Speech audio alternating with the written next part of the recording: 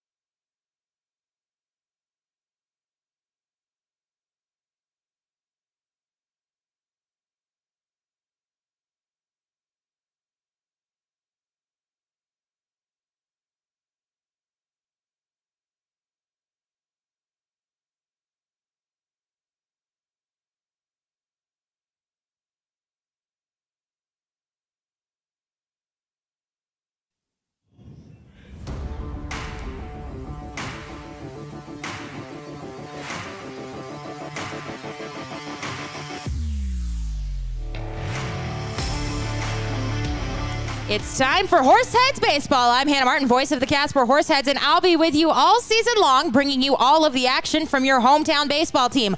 The Horseheads are back at home this evening, playing the second of 6 games against the Canyon County Spuds, 3 here in Casper and 3 in Caldwell, Idaho. Casper dropped the first game last night by a final of 16-9 and looked to rebound with a hometown kid, Will Clare, on the bump. Entering the game, the Horseheads are 16-8 and the Spuds are 17-7. It is anthem time here at the stadium, and it is Josh back out there again, so we will turn it over to him, but don't go anywhere. Lineups, first pitch, it's all coming to you right around the corner.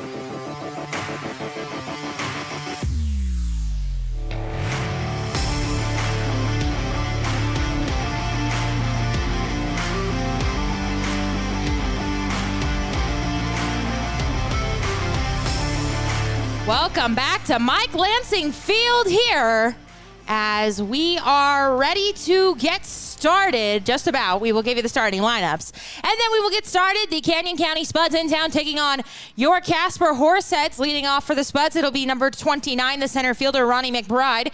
Batting second and wearing number 2, the second baseman, Noah Denny. Batting third, the right fielder, number 4, Luke Danielwicks. Batting fourth, the left fielder, number 18, Cam Grant. Batting fifth, the third baseman, number 1, Bryson Vaughn. Batting sixth, the first baseman, number 25, Joey Grabansky. Batting seventh, the shortstop, number 6, Danny Burns. Batting eighth, the catcher, Cody Vaith. And batting ninth, it'll be the DH, Cole Arnold. On the mound for the Spuds, it is Gary Grosjean. And he will start things for the Spuds on the bump. However, for the Horseheads, it'll be the hometown kid, Will Clare, out of Casper, Wyoming, 6 foot, 180-pound freshman at Mount Hood Junior College. He is 0-1 on the season with an ERA of 5.28 in 5 appearances. He has started 2 games, appeared in 15 1/3 innings of work, 13 strikeouts, 13 walks, and 17 hits. His last game was back on the 16th against the Pios. He took a no decision, gave up 3 runs, only 2 of them were earned. He scattered 6 hits, walked 3, and struck out 4. We will tell you how they line up behind Claire, as it will be Beckley in left, Reynes in center, Brandon Herder getting his first start tonight. He will be in right. Joe Schmidt at first. JJ Girardin at second. He will also get his first start tonight. So a couple of new faces here for the Horseheads on the evening. Joy at short, Ryan Callahan at third, and then Andrew Haight, he is behind the plate catching. It is an overcast evening here in Casper. Still plenty warm. Don't worry about that. The mosquitoes are out, so we have doused the press box in off, and we are ready to dig in here. We want to welcome all of our fans. Oh, we've got a standoff. Are you kidding me? Okay, hold on. We'll move the camera. The entirety of the Horseheads are standing here. Now they will go back, and there's one. Oh my God, this is our camera work. There's one Spud down there. There he is. Oh my gosh, the teams will go back, and we are underway here as we reposition the camera. Let me tell you, you see something new here every night. I was like, why is the umpire barking? And that would be why. First offering is in for a strike, and the other will miss on the outside corner. We are underway here. 1-1. The count will run to McBride. We have seen a couple of standoffs as Claire working quickly, and he deals another ball outside. 2-1. The count to McBride. We've seen a couple standoffs, but they have resolved themselves pretty quickly. That not the case here tonight. So some fun to get this one started off with, as this will miss downstairs for a ball. And McBride has started off with a 3-1 count here from Claire. As Claire comes set, and now he deals home. This one is swung on and hit to the second baseman, Girardin. He will glove and fire over to first to record the 4-3 put out for out number 1 here in the first. Noah Denny will come to the plate now. He is the second baseman for the Spuds this evening.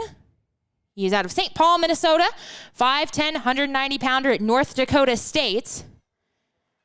We have the wrong date. We will change up between innings. Don't worry. I can't keep track of time, let me tell you. As that one will miss downstairs for a ball. 1-0 the count runs to Denny, who is batting with the bases empty and 1 down here in the top of the first inning. Last night, 1 for 4 with 2 hits, 3 runs. It can't be 2 hits. He was 1 for 4. Oh, my gosh.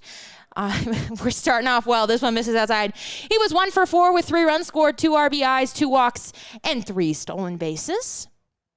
As this one is lined out into left, and that'll get down for a base hit. So the Spuds do have their first hit of the night, and it belongs to the number 2 man, Noah Denny. And it will send up Lucas Danielwicks, the right fielder this evening, batting with 1 down in the top of the first with a man aboard. Danielwicks out of Riverwoods, Illinois, 5'9", 195-pounder at Mesa Community College. Hitting .329 on the season for the Spuds in 23 games. Oh, we have Spuds Baseball in our chat. They're listening. You know what? Great to have you, Spuds Baseball. As here comes pitch, runner takes off. Throw goes down to second, and it is not. Oh, it was going to be in time, but they dropped the ball. And so they will call him safe. And Denny will be down to second on the stolen base. 1-0 the count to Daniel Wicks. The pitch was a ball. His last game yesterday, he was 2 for 3 with 2 runs scored, an RBI, 2 walks, and a stolen base. As here comes a pitch from Claire. This one is lined to the shortstop, and it gets over the glove of Joy. They will hold up the runner, Denny, at third, and now they will send him. Here comes a throw. It's not a good one. And the runner, that's Denny, he scores. As the original call was to hold him up at third, but they ended up sending him, and it pays off for the Spuds as they take a quick 1-0 lead here on the RBI single by Daniel Wicks. And so Cam Grant will come to the plate here in what is a 1-0 game. Daniel Wicks is at first. He did not advance on the throw. 1 down here in the top of the first inning. As here comes the pitch from Claire. This one is swung on. First pitch swinging, pop to the right side. Moving out on it is Schmidt, and now it is Girardin who slides and cannot make the catch in foul territory. An excellent attempt there by Girardin, who went sliding over in foul territory, but unable to make the catch. The right fielder, Herder, lost his hat, so he will go back and pick that up. The Horseheads in their orange tops, white bottoms, and bright orange socks. This is my personal favorite look. Although, I think a mosquito just got me. Oh, the orange can be, perhaps off-putting to some. Not me. I have taste. And the Spuds are in the gray uniforms with the ombre teal and purple numbers on the back. As that one is bounced up there, a nice stop by Haight behind the plate. I got in trouble last night. My cameraman tonight, we have Chris, 14-year-old Chris, back in the booth. He's with us. I have begged and pleaded him. I don't want anybody else. We got to have Chris in the booth. He runs it so well. He does a great job at it. He doesn't leave me for innings on end to run it by myself. As here comes 1-1 pitch. That one will miss. It's too tall, and now the count will run 2-1 on Grant. But what was I going to say? Oh, the Spuds had their teal uniforms on last night, and I was like, these are ugly, and the fans were not happy with me. So these ones I actually like. I like the ombre on the back, so I'm repenting. I'm 1 for 1. We'll see what the combination is tomorrow night, as this one is skied out into left. Moving in on it is Beckley. He will make the catch shoulder high. Runner will go back to first, and it will be a fly out for Grant for out number 2. And now Bryson Vaughn will dig in for the Spuds in what is a 1-0 ball game here in the top of the first inning with 2 down. Vaughn, out of Nampa, Idaho, Spokane Falls Community College prospect. 13 games, 298 average, 12 runs, 2 doubles, 8 RBIs, 11 walks, and 13 strikeouts. He bats now with a runner aboard at first. Here comes a pitch from Claire. It'll catch the bottom of his zone for a strike, 0-1. We were supposed to have Jacob Small on the broadcast last night for an interview. He forgot. He apologized today. And so hopefully we will get him up here, as I know there are a couple of fans clamoring for him. So that one will catch the bottom of the zone for another strike. Claire now ahead in the count, 0-2 on Vaughn. 2 down, top of the first. Spuds leading 1-0 here. As Claire comes set, looks in, runner takes off. This one is swung on and hit out to the third baseman, Callahan. He gloves and fires across the diamond for out number 3. But not before the Spuds. They strike first here in the top of the first. They lead this one 1-0. Horseheads coming up for the first time tonight. Don't miss a minute of Horseheads action this summer. Can't make it to the ballpark? We've made it easy for you to stay up to date with everything Casper Horseheads. All home games as well as select road games are streamed live on our YouTube channel and are also available to listen to on our Mixlr channel. Make sure you're also following the Horseheads social media accounts on Facebook, Twitter, and Instagram to catch everything you need to know about your hometown baseball team.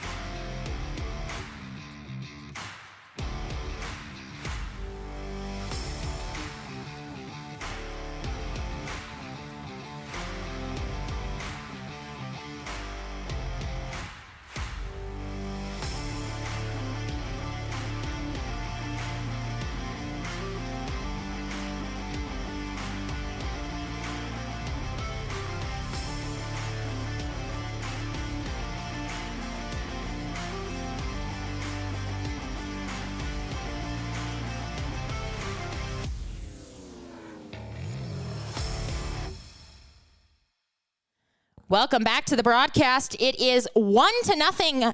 The Canyon County Spuds lead as we dig in here in the bottom of the first inning. Lineup for the Horseheads tonight. It'll be Herder, Girardin, and Erato first to the plate, followed by Callahan, Schmidt, Joy, Haight, Beckley, and Reynes. And digging in is Gary Grosjean. I have run down to our French speaker 3 times, and he's given me the correct pronunciation 3 times. I keep messing it up. I have written it down. We will rock and roll from here on out. As here comes the first offering from him, and it will catch the bottom of the zone for a strike home to Herder. This is his first appearance as a Horsehead, so we will see how he does here. He's down in the count 0-1. He swings and sends this one out to the second baseman. He will glove and fire over to first as he was hustling down there, but he is out number 1 on the ground out.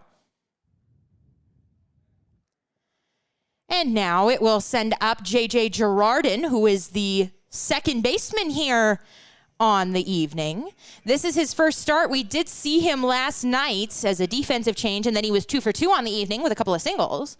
So he had an excellent start as a Horsehead, and he is looking to continue that here as he will face off against Gary Grosjean, the starter for the Spuds here this evening. We'll give you his numbers as he misses with the ball outside. Want to know the count runs to him.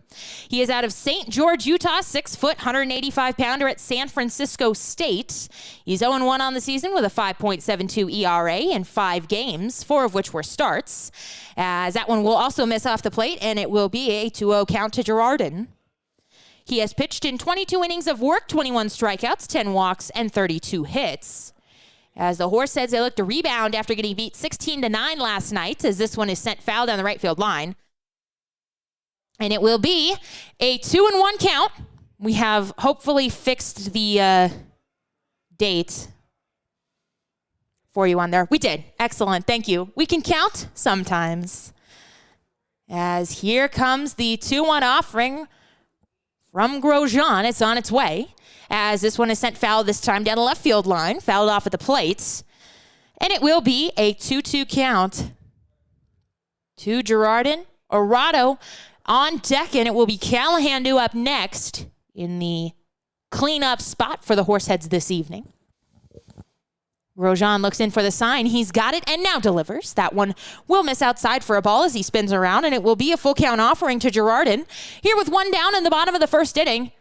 Girardin coming to us from the Bellingham Bells, the team I worked for 2 years as well, so a commonality there. As here comes a full count pitch. It is swung on and missed. A good pitch away from Girardin, from Grosjean, and that will be the first strikeout of the evening for Grosjean. He picks it up on the strikeout swinging of Girardin, and it will bring Eric Erato to the plate, the DH, this evening out of Sussex, Wisconsin. We saw him batting leadoff last night. He went 2 for 3 with 3 runs scored and 2 walks.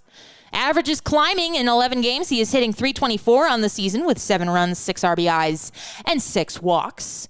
And he comes to the plate here with nobody aboard.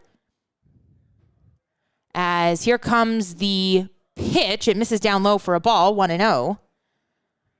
Right, Callahan either switched numbers on us or we have a late scratch because the man on deck is wearing 25, so we will find out what the case is there. As that one will miss outside for a ball, 2-0 now. The count to Erato. Callahan usually in 9 or 12. Haven't seen him in 25 yet, but we will put on our investigator caps and we'll find it out. Here comes 2-0 pitch. That one is too far inside, and Erato is ahead in the count, 3-0 here now. Nobody is listed as 25, so I'm guessing we had some dirty uniforms or something, and that is Callahan out there. As that one will catch the bottom of the zone for a strike, and the count will run 3-1 on Erato. 1-0, the Spuds leading here. Bottom of the first inning, 2 down. Nobody aboard for Erato, the third man to come to the plate for the Horseheads in the frame. Here on Western Wednesday at the ballpark. Here comes pitch. And that one will catch the outside corner. Erato going to throw the bat away. He thought that was outside, but it does catch the corner, and so it will be a full count offering. For those of you who were wondering, who were with us last night and saw our home plate umpire collapse, he is doing okay. He was in good spirits right after the incident, actually, but he is well, so we wanted to pass that along, as that will be a ball The Spuds certainly thought it was strike 3 as Vaith and Grosjean were heading off the field, but it will be a little bit too far outside, and Arado will go down to first on the walk, and it will send up Ryan Callahan, the third baseman this evening. Callahan out of Overland Park, Kansas, another guy whose average is climbing here. He was under 200 for a while, but now up to 234. You love to see that in 21 games. He's got 18 runs scored, 13 RBIs, and 18 walks. Throw will go over to first to check on Arado, who dives back safely. Last night, Callahan had a good night at the plate. He was 3 for 5 with 2 runs scored, 2 RBIs, and a strikeout. As here comes the first offering to him, and that will catch the outside corner for a strike 0-1. Against the Spuds this season, Ryan is 7 for 16 with 6 RBIs, 4 runs, and 4 walks. As here comes the offering from Grosjean, and that one will miss for a ball count. Will even up at 1-1. Joe Schmidt, the man on deck. We did not see him last night, but he gets the start at first this evening. As we will tell you how they line up behind Grosjean in just a moment here. That one will catch the outside corner for a strike. Callahan doesn't like it, but it is a strike nonetheless. In left, it is Grant. In center, McBride. In right, Daniel Wicks. At first, Grabanski. At second, Denny. At short, Burns. At third, Vaughn. And behind the plate, it is Cody Vaith, who we did not see last night. The only starter that was different is Vaith, as the throw will go over to check on the runner once again, who was back safely. We saw a slew of stolen bases, especially from the Spuds last night, so one of the reasons I'm sure that they are trying to keep the running game close here tonight. 1-2 offering, misses in the opposite batter's box, and the count will run to 2-2 on Callahan. Batting with 2 down here in the bottom of the first inning, a runner aboard at first in a 1-0 Spuds ball game. Grosjean comes set now, delivers, and that will be strike 3 on the inside corner. So Grosjean does allow a base runner on the walk, but he also strikes out 2 in the inning and strands the man at first. We head to the top of the second, Spuds leading 1-0. The Expedition League All-Star Spectacular presented by Hydrotex comes to Casper on July 19th and 20th. Season and game tickets are on sale now at CasperHorseheads.com. Casper Horseheads Baseball back in the saddle all summer long.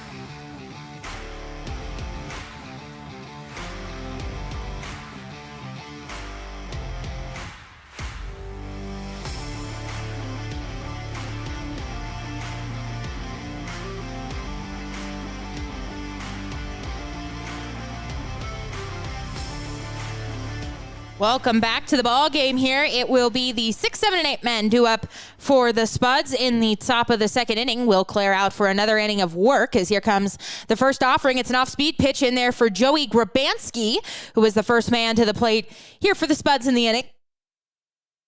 Grabanski at first base this evening. Also, Burns and Vaith will come to the plate, or do at least, as he sends this one out to right. Moving over on it is Herter, and he dives and cannot make the catch.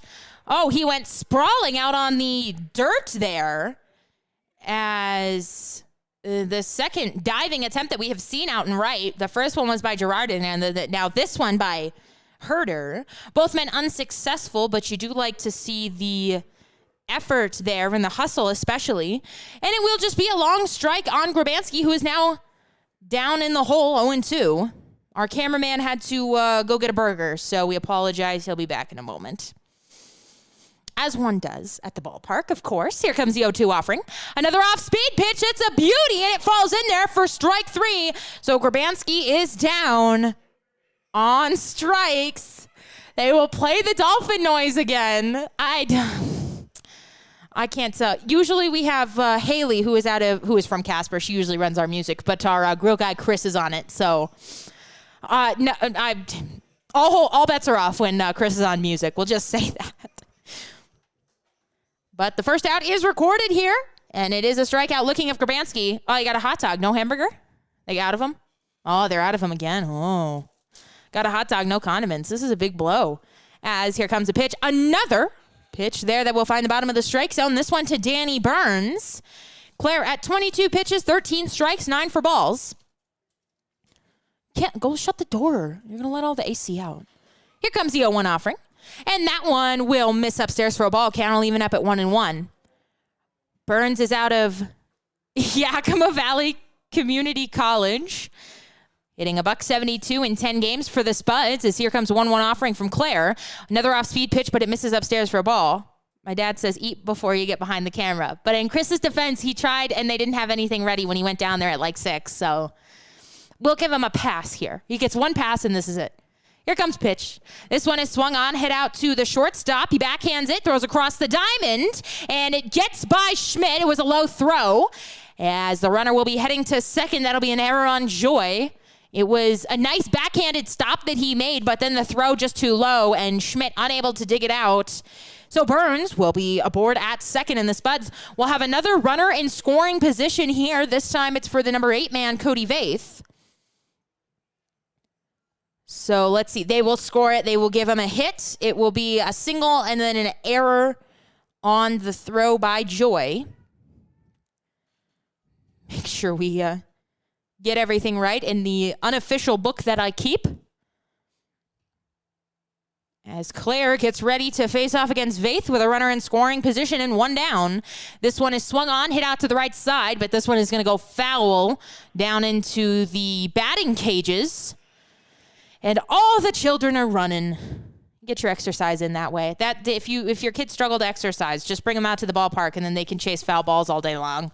We have plenty of them. So 0-1 the count to Vaith. As Claire checks the runner back and now deals home. That one missing too tall. A Haight having to come out of his crouch. We do want to give a shout out to Andrew Haight's mom, who is here. She said that she loves the broadcast. She came up and talked to us for a little while.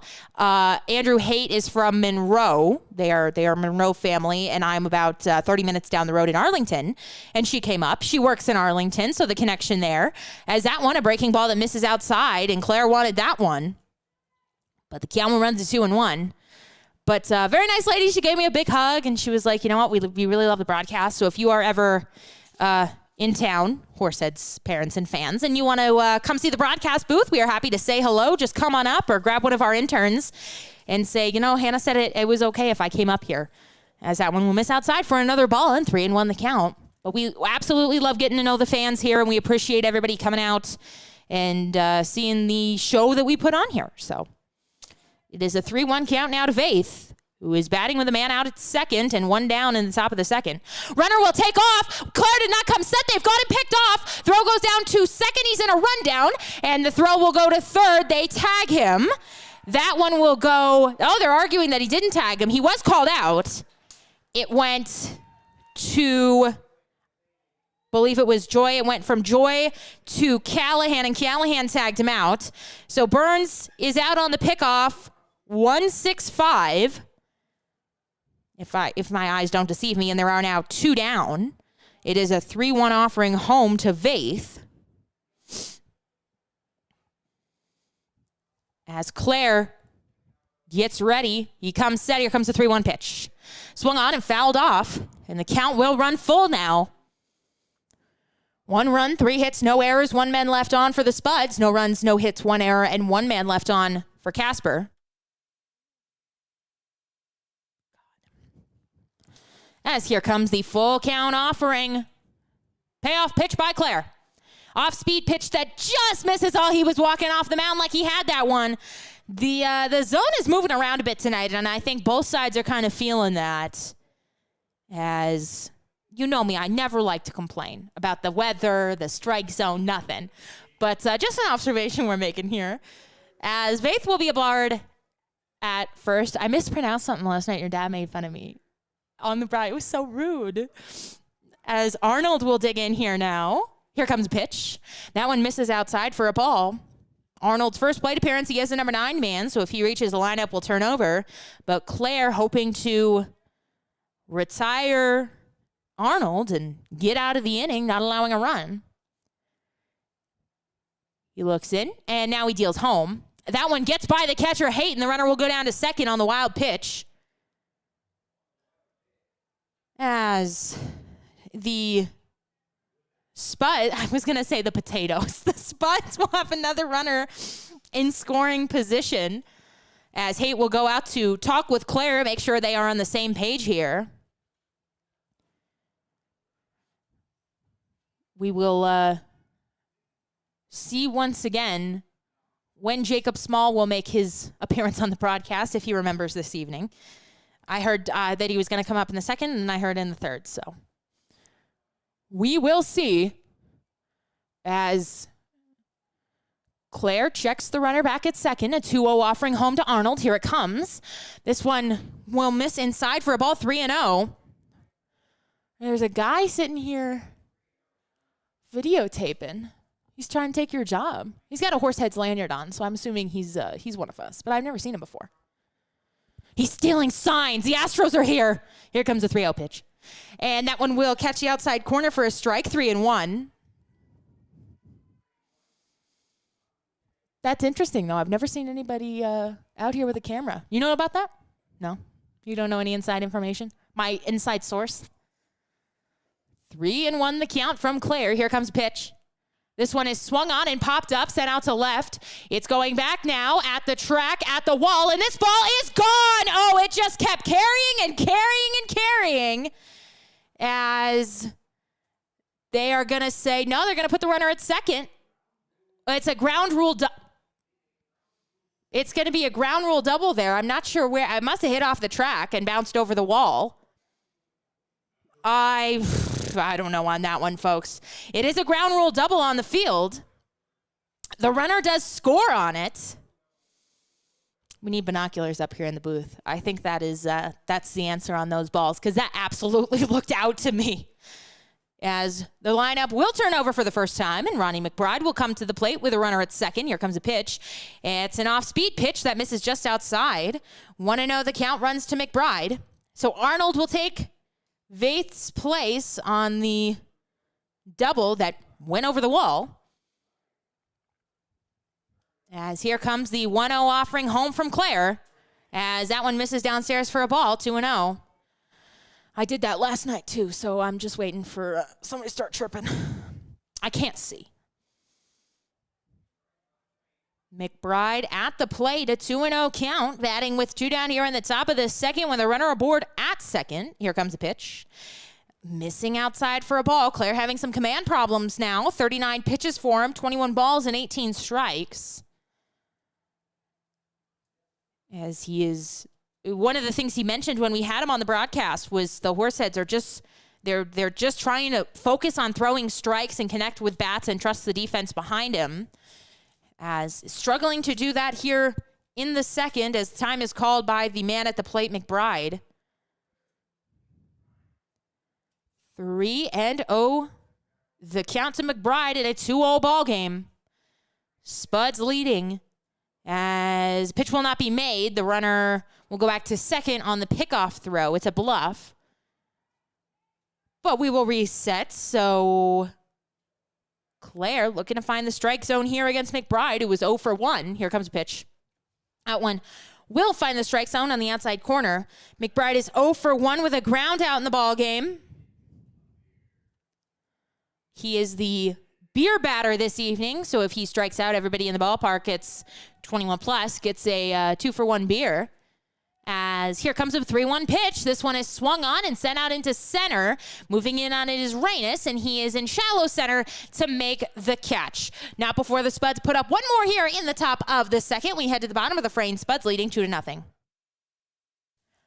Looking to stay connected with your hometown baseball team? Make sure you're subscribed to the Horseheads text messages. All you've got to do is text Go Heads to 85100 to sign up for exclusive updates, giveaways, promos, and the latest news on all things Horseheads.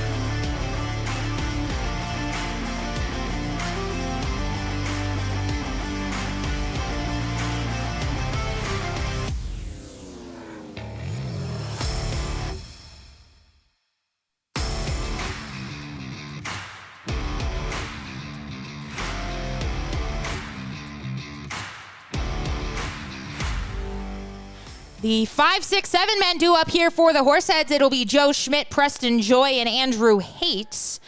Due up for Casper as Gary Grosjean digs in for another inning of work. It is a check swing, and Schmidt will go around on it, so it'll be a strike. 0-1, the count now to Schmidt, who gets the start at first base tonight. We see him there, the DH, or behind the backstop, as that one will catch the outside corner for another strike, 0-2.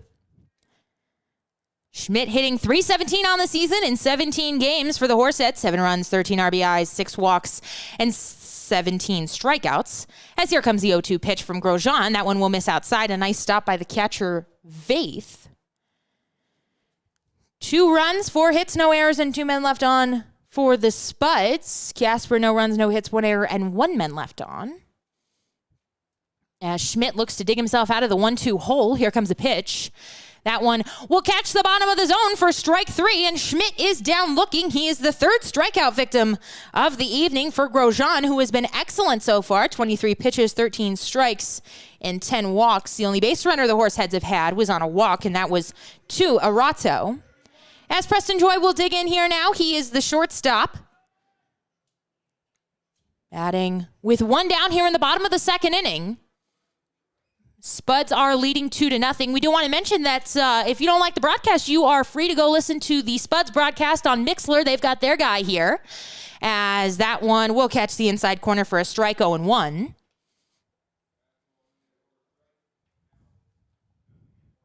As here comes the 0-1 offering from Grosjean. This one is sent through the right side for a base hit. Joy barreled that one up on the 0-1 offering, and that'll be the first base knock of the ball game for Casper here. And it will bring Andrew Haight up to the plate. He is the backstop this evening for the Horseheads out of Monroe, Washington. We gave his mom a shout out earlier. I believe mom and sister are here. Oh, I think they moved. But they came up to the booth earlier. It was great to see them. As Haight hitting .250 in 4 games for the Horseheads, 3 runs, 2 walks, and 2 strikeouts on the evening. As the throw will go over to check on the runner at third, and they've got him picked off. Preston Joy picked off there. Now they're calling him safe. He didn't have the ball. Oh my goodness. What is the call on the field was out, and then first base coach pointed to the ball that was sitting right in front of him because the first baseman didn't have the ball. So Preston Joy is back safely. As awaiting his first offering of the evening is Haight. Throw goes back to check on him once again. He is back safely. Ball was in the hand of Grabanski that time. You can't blame me for the call on that one. I was following the field umpires. This one is sent out to the third baseman. Chance for 2. They go over to second for 1. Over to first, and they tag. They turn the double play. They will say that Grabanski held the bag over there, so they do indeed go around the horn to retire the Horseheads here in the bottom of the second. We head to the top of the third. Spuds leading 2-0. The Horseheads are still actively looking for host families in the Casper, Wyoming, and surrounding areas to host a variety of players and interns for the 2021 season. Host families play an integral part of our organization by providing players and interns a place to call home for the summer. Benefits of becoming a host family include season tickets for your household to all Horseheads home games, 25% off most Horseheads merchandise and concessions, and team-signed memorabilia. If you're interested in becoming a host family, give us a call at 307-441-1334 or email hostfamily@casperhorseheads.com.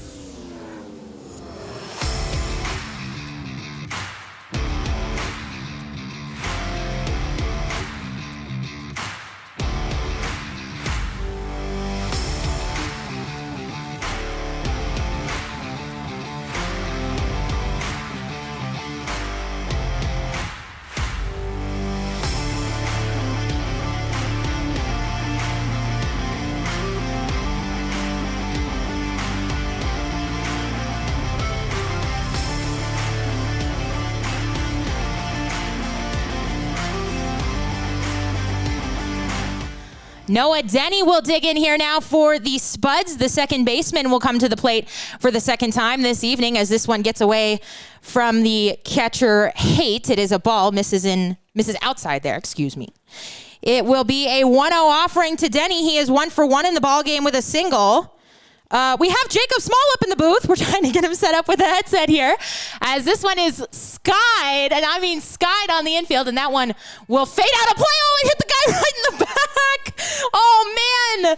It hit, you can't see it on the broadcast, but he got hit like right in the back. He was leaning down to talk to his wife there. Oh, man. In the first row of fans. But, yeah, he looks okay. He looks like he's laughing down there. As we try to get this all hooked up here. It will be a 1-1 offering to Denny. The 2-3-4 men due up for the Spuds here against Claire as this one is sent foul down the right field line. And the count will run to 1-2. As, hello, sir. Hi, how are you? Good, how are you? Doing well. Excellent. You had quite the start on Sunday. Thank you. Very excellent to take 2 out of 3 from the Knockers, a big game. As this one is fouled off at the plate in and out of the catcher's mitt, so the count will hold at 1-2. Walk us through your start, what you liked, what you're working on, what you saw. I thought I started off really well, just kind of like attacking the zone. Everyone behind me was doing a really good job. It was really nice to see, obviously we took 2 out of 3 from the Spuds, and I think everyone as a team was just doing really well. And it was just nice to get out there and win a few games for everyone. Absolutely. It is strike 3 looking on the inside corner from Will Clare. So Denny is down looking with the first out of the ball game. The inning, excuse me. Top of the third inning now, 1 down. Spuds leading 2-0 for Luke Danielwicks. He will check in 1 for 1 with a single in the ball game as here comes the pitch from Clare. That one misses off the plate. 1-0 the count run now to Danielwicks. So you pitch at the University of Maine. So what are some of the differences that you've noticed pitching at a college compared to pitching for a summer ball team? It's not too different. Once you get on the mound, obviously you just want to be competitive. You want to get out there and compete. And I think everyone on the field, once they get out there, just want to compete. So that's not too different. The weather's pretty different. That's the main thing. Yep. Coming from Maine, yeah. So it's a little warmer here, a little less humid than the East Coast. So that's pretty different. But other than that, the competitive nature of everything and all that is is pretty much the same thing. For sure. Good to hear. A couple of pitches here. It is a 3-1 count now to Daniel Wicks as Claire will look to get back into the count. This one is swung on, hit out to the shortstop, Joy. He gathers and fires across the diamond to retire Daniel Wicks. So 2 down here quickly for Will Clare. You like to see it. He's at 51 pitches, 26 strikes, and 25 balls. As it will bring up Cam Grant, the cleanup man for the Spuds this evening. He is in left. What is your favorite thing to do on an off day?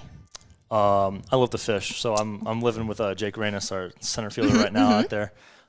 He also goes to school with me, and we head out to the lake, ride the jet skis, fish a little bit, going through the canyon. That was really cool. Host family was able to take us out there, so that was really cool experience, So yeah, very nice. It sounds like a blast. Oh yeah. 1-0, the pitch mixing inside. So been to Butte, Caldwell, and Gehring now. So what's your favorite place of the 3? Well, I haven't been to Caldwell yet. I'll go for the first time this weekend. Hopefully we'll win some games out there. But I really like Butte, the mountains and everything, because that's not something I see every day out on the East Coast. Got a few, but like going out there and everything, just driving, seeing all the mountains, that's just really cool.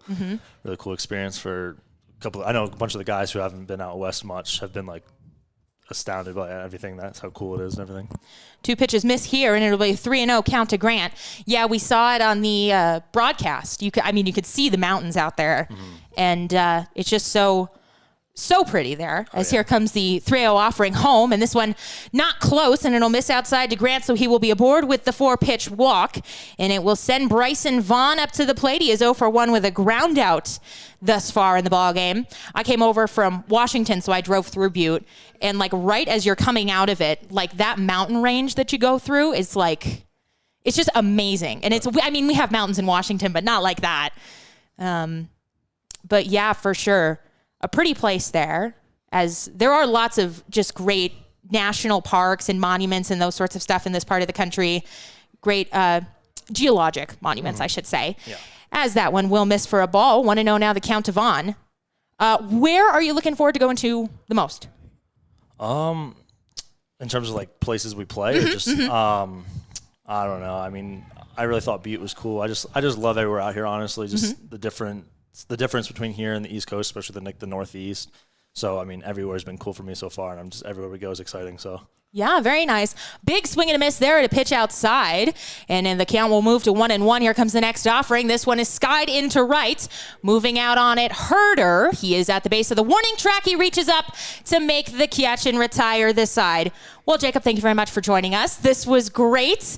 And wonderful outing on Sunday. That was so fun. I got to put together the graphic for that. I was like, yes, this is such a good line. We will be back. Bottom of the 3rd inning coming up. Spuds leading 2-0.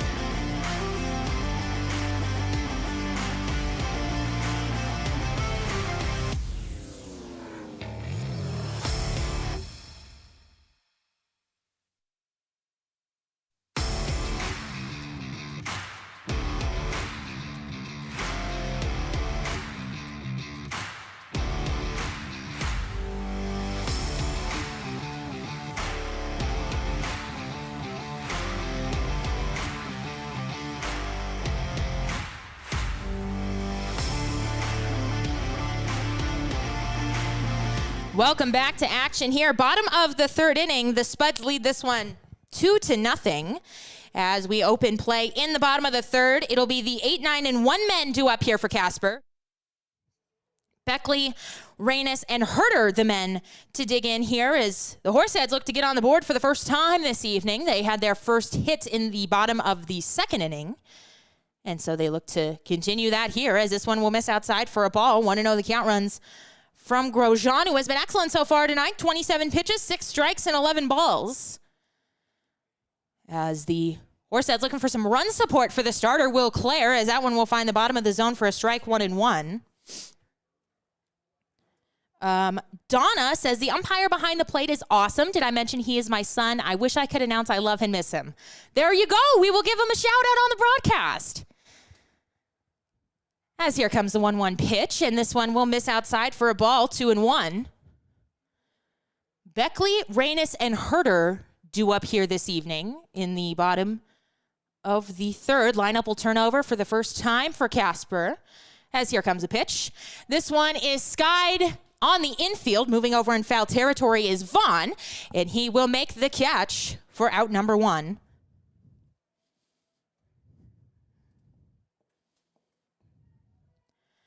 As Jake Reynes will dig in here now. The number 9 man batting with 1 down in the bottom of the third inning. As we want to thank Jacob Small once again for joining us on the broadcast and talking about his last start up against the Tommyknockers. We will hopefully have somebody else on the broadcast tomorrow night. We'll see. We'll let Chris pick somebody. Chris doesn't know anybody on the roster. Shrug.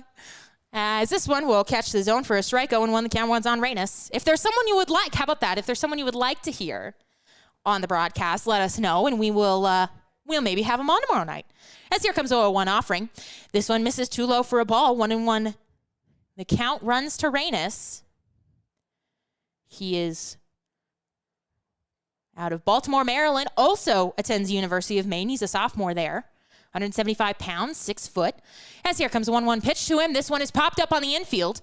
Moving out now into shallow center is Denny, and coming in on it is Daniel Wicks, and he will make the catch for out number 2. So 2 outs quickly here for Casper, and it will bring up Brandon Herter. 0 for 1 in the ball game.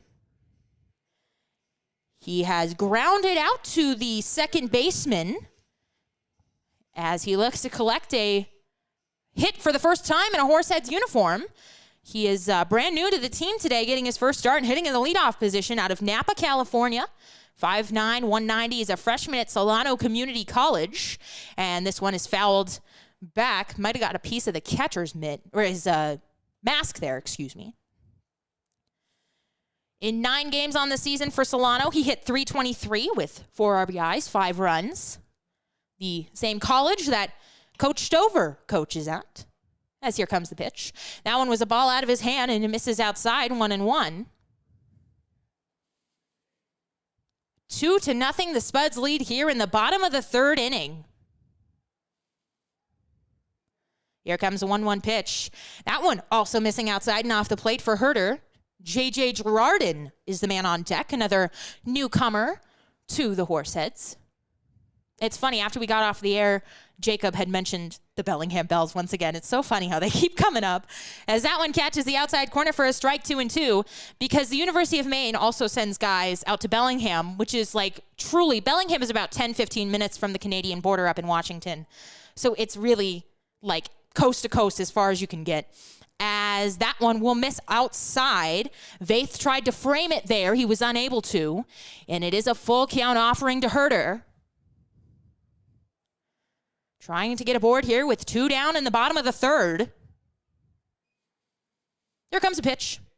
And that one, it's a little bit low, and it will be ball for the second walk that Grosjean has issued here this evening. And it will send J.J. Girardin up to the plate.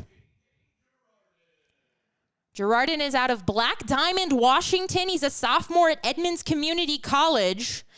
Black Diamond down in the Tacoma area, I believe, Maple Valley area, so a little bit farther south. As here comes the pitch. This one misses. It gets away from the catcher down to second. goes Herder, and he will be in there safely after the wild pitch. So for the first time this evening, the Horseheads do have a runner in scoring position. For Girardin, the pitch was a ball, so the count is 1-0 on him. Grosjean looks in for the sign, checks the runner back, and now deals home. This one is swung on, hit out into right center field. Moving back on it is Daniel Wicks, and at the track, he will reach up and make the catch. That one just kind of kept taking off on him, and you look at the flag, and the wind is blowing out to right, but he makes the catch out there, a nice over-the-shoulder grab by Daniel Wicks to retire the side. So the Horseheads leave one more here in the bottom of the third. We head to the top of the fourth, Spuds leading 2-0. Don't miss a minute of Horseheads action this summer. Can't make it to the ballpark? We've made it easy for you to stay up to date with everything Casper Horseheads.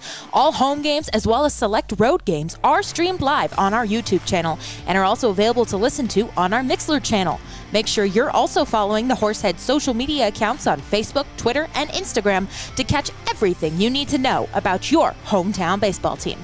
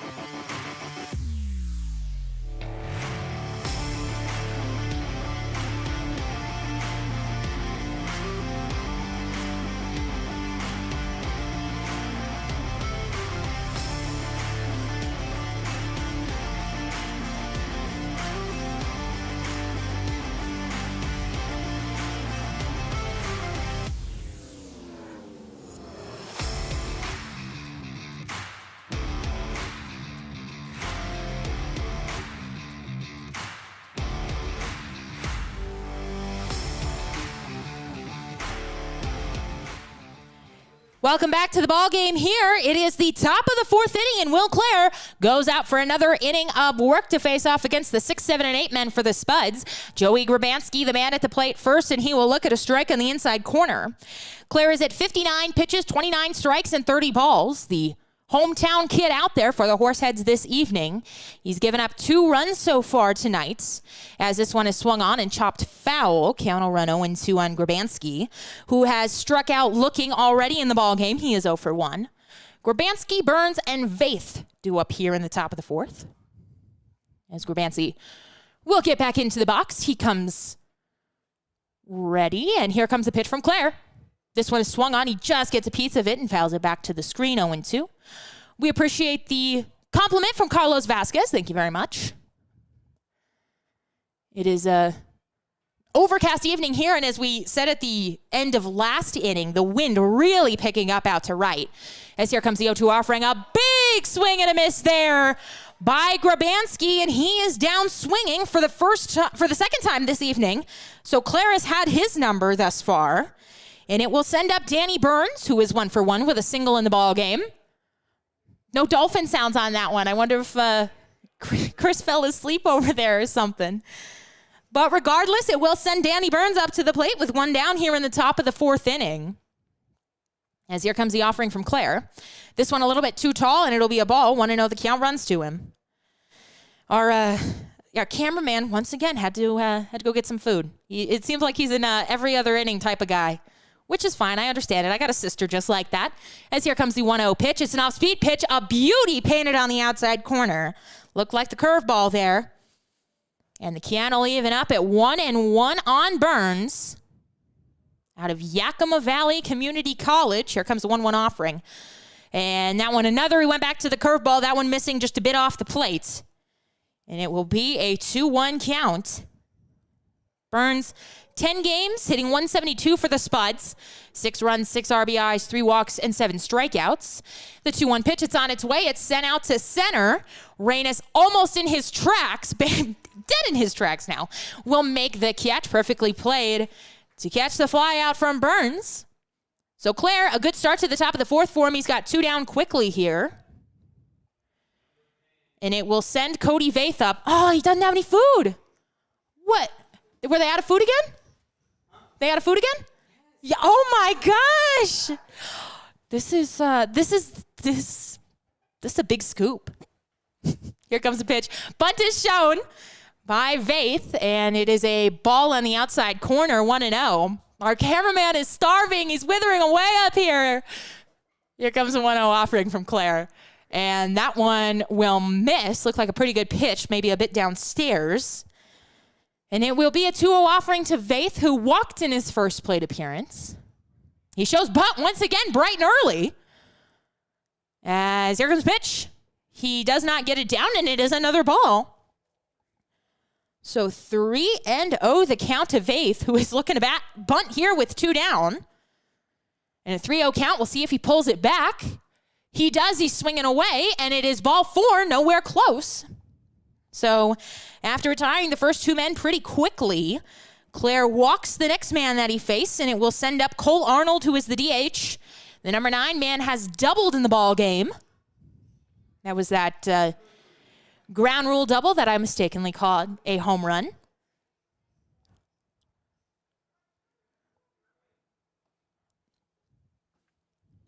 As here comes the pitch home to Arnold. He bats with a runner aboard at first. That one missing well outside. Another ball here dealt by Claire. 71 pitches, 34 strikes, and 37 balls. 2-0, the Spuds lead in the top of the first, 2 runs, 4 hits, no errors, and 3 men left on for Canyon County. As here comes a pitch from Claire. That one will find the bottom of the zone for a strike. 1-1, the count evens up. No runs, 1 hit, 1 error, and 2 men left on for Casper. The starter for the Spuds has been tough so far. Gary Grosjean has done a great job against Casper here early. As here comes a pitch from Claire. This one is swung on, hit out to left, but moving in on it is Beckley. He's unable to make the play. That one will fall in front of him. And it will be a base hit for Cole Arnold. So he's 2 for 2 on the evening, halfway to the cycle with a double and a single. And it will send up Ronnie McBride, the leadoff man for the Spuds this evening. He is 0 for 2. He has grounded out and flied out, grounded to second and flied to center.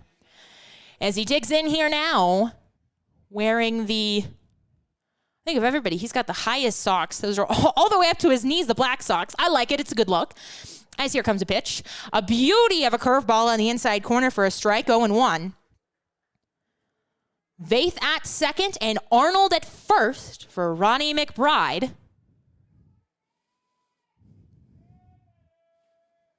Claire will check the runner out at second, and he will deal the 0-1 offering home. This one is swung on, another off-speed pitch there, and it's foul. So McBride is quickly down in the hole, 0-2. He is the K-man here this evening on Western Wednesday. We've got the guys in the cowboy hats. I've got mine too. It's a little small. It doesn't fit over the headset.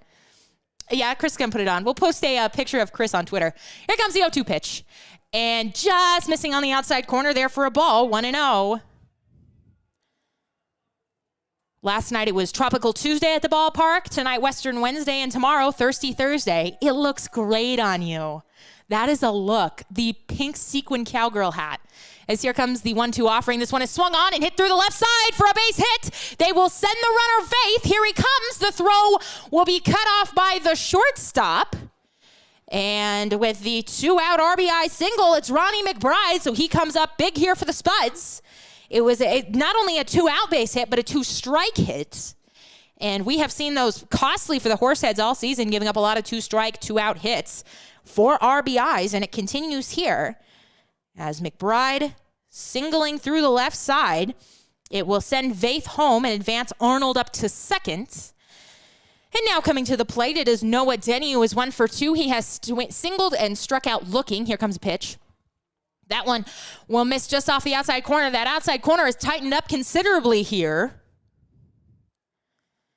as it is a 1-0 offering home to Denny, batting with 2 down. Top of the 4th inning, runners aboard at first and second. Here comes a pitch. That one, an off-speed pitch, missing low. And it'll be 2-0 the count to Denny now. Batting second in the lineup out of St. Paul, Minnesota. North Dakota State product, the Jackrabbits, I believe. As here comes a pitch from Claire. That one missing well into the opposite batter's box, and it will be another ball. So he has run 3-0 on Denny. As Claire looking to get out of the jam here with first and second.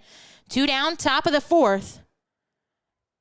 Needs just one more out to slam the door on the Spuds in the frame. Here comes a pitch. That one will catch the bottom of the zone for a strike. And the count will run to 3-1. Lucas Danielwicks on deck. He would be the next man to the plate should the inning continue. A nice crowd here this evening for Western Wednesday, especially in the grandstand area here. As here comes the 3-1 offering from Claire. This one is swung on, hit out to left center. This ball is deep. This ball is back. It is off the base of the wall. It bounces back onto the field. 1 run is in. Another run is in. And into third safely with a stand-up RBI triple is Noah Denny. And so the 2-out damage just continues here for the Spuds. Denny teed that one off out to deep left center field, just about as far as you can hit it out there without it going out of the ballpark. But he will have himself a triple and 2 RBIs to go along with it. As Lucas Danielwicks will come to the plate. That one misses downstairs for a ball. It's once again, it looks like Harold Baez will go down and start to get ready here. They've got somebody else down there in an orange jersey. Can't see a number. But action in the pen now here is it is a 5-0 ball game. An off-speed pitch catches the inside corner, 1-1. The Spuds getting 3 runs here in the top of the fourth. All of the runs coming with 2 down. So they keep the line moving here. Here comes the pitch. This one is chopped on a couple of bounces to the second baseman, Girardin, who gloves and fires over to Schmidt at first to retire this side. However, the Spuds get 3 more here in the top of the fourth. They lead this one 5-0 as we head to the home half of the frame. Looking to stay connected with your hometown baseball team? Make sure you're subscribed to the Horseheads text messages. All you've got to do is text GO HEADS to 85100 to sign up for exclusive updates, giveaways, promos, and the latest news on all things Horseheads.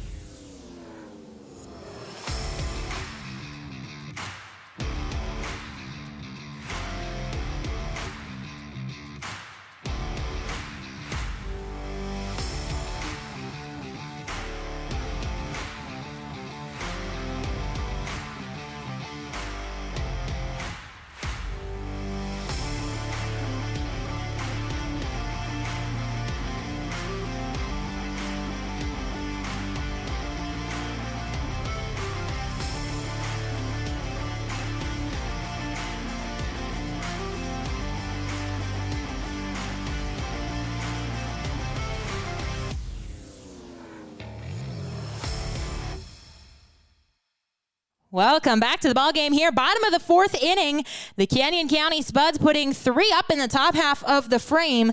They lead this one 5-0 in the bottom of the fourth inning, but the heart of the lineup coming up for the Horseheads, it is Eric Orato, Ryan Callahan, and Joe Schmidt. Chris was kind enough to pose for the photo, so if you wanted to see him in the pink sequin cowboy hat, all you got to do is go to our Twitter page and give us a like, of course. Give us a follow if you're not already following. As Orato, we'll dig in here, pull the chair back up.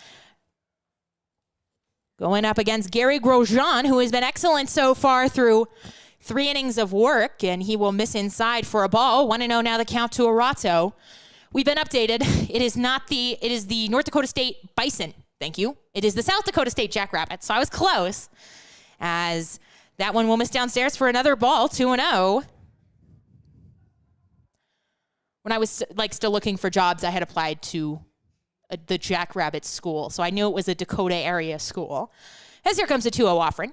That one will catch the bottom of the zone for a strike, 2-1. Grosjean, 44 pitches, 24 strikes, and 20 balls. Derek has made an appearance on the concourse, our beloved mascot, who took home a win of his very own recently. As here comes the 2-1 offering. Big swing and a miss on a pitch in the heart of the zone. He swung so hard, he startled Chris all the way up here in the booth. Derek was at the Casper YMCA Healthy Kids Day in a mascot race. He was up against the Sinclair Dino and the Natrona County High School Mustang, and he beat them both, and he won. So we are very proud of him. As here comes a 2-2 pitch. It is fouled off to the left side and out of play, so the count will hold right where it is at 2-2. But you can catch Derek out in the wild a lot. Our beloved mascot loves being out in the community, as we all do. Grosjean ready to deal his 47th offering of the ball game here. It's on its way to Arado. This one swung back and fouled off the screen.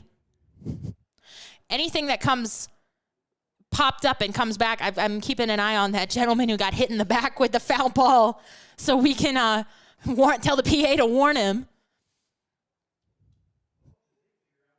As it looks like Arado broke his bat on that one. Yep, he will, maybe. Nope. Doesn't like the bat that Callahan came out with, so he will hold on to the one that he's got, as we do have a... Oh, you know what? I bet he was grabbing some, maybe grabbing some pine tar off the bat. That's what he was doing. As we have a meeting on the mound between Vaith and Grosjean.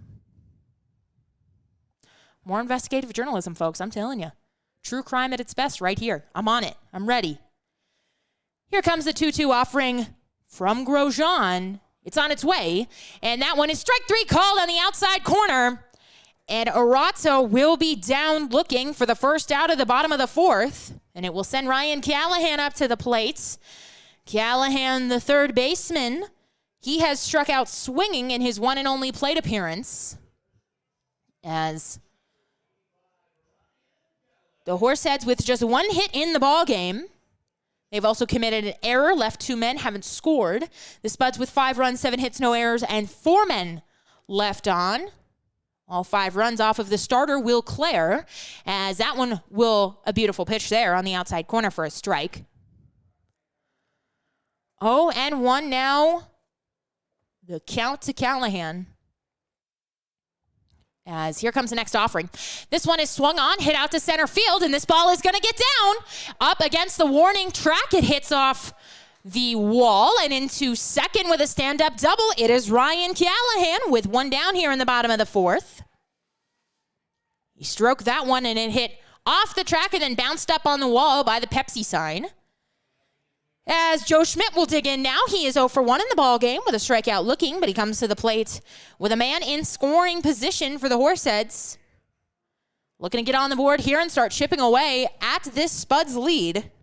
This is the second of 3 that the Horseheads will play against the Spuds here, and then they will be up in Caldwell, Idaho over the weekend playing 3 more.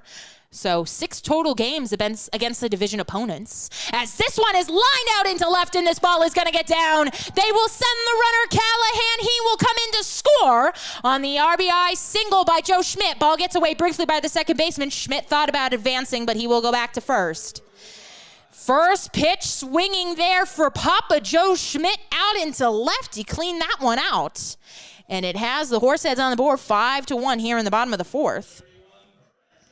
So Grosjean starting to look human here in the 4th as he has allowed 2 straight hits and an RBI to Schmidt. As it will send up Preston Joy, the shortstop. He had the only single. Oh, and they've thrown out Schmidt at first. They picked off Schmidt at first. He cannot believe it. As the pickoff attempt works there, Schmidt slow walking back to the dugout. As you hear the crowd hollering, but Schmidt is out number 2 on the pickoff. I mean, you see so many pickoff throws, and you start to wonder, it's like, gosh, like, why are we doing this? It's so repetitive. And that is exactly why, because every once in a while, they will get him. As Schmidt is down, and Preston Joy will look at a pitch down low for a ball. 1-0 the count.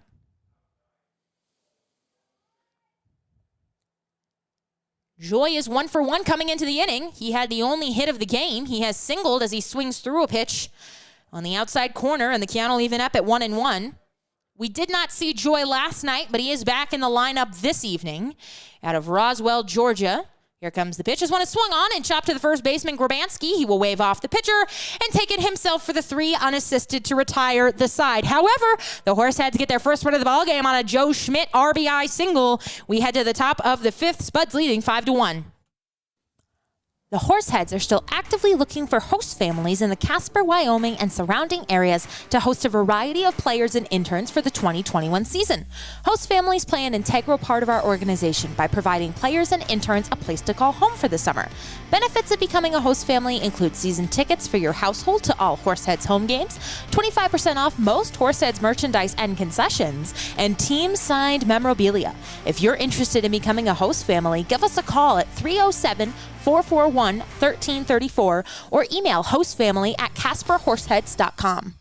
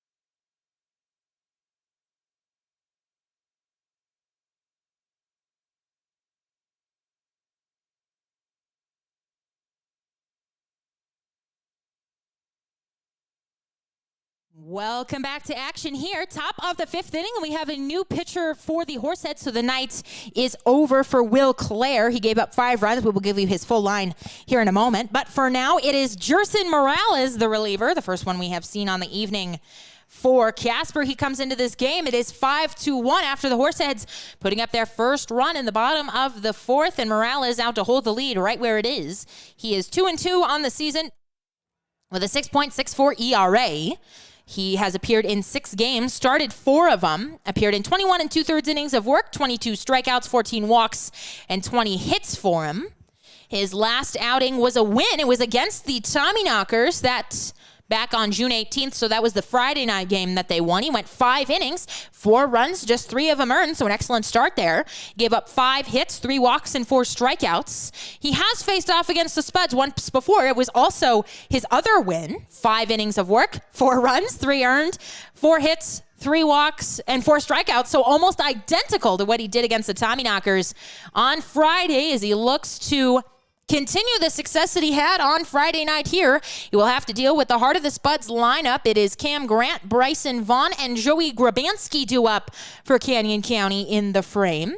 First up, it'll be Cam Grant. He is 0 for 1. He has flied out and walked so far in the ballgame, as he is the leadoff man in the top of the 5th. The first offering for Morales is skied and fouled off to the right side.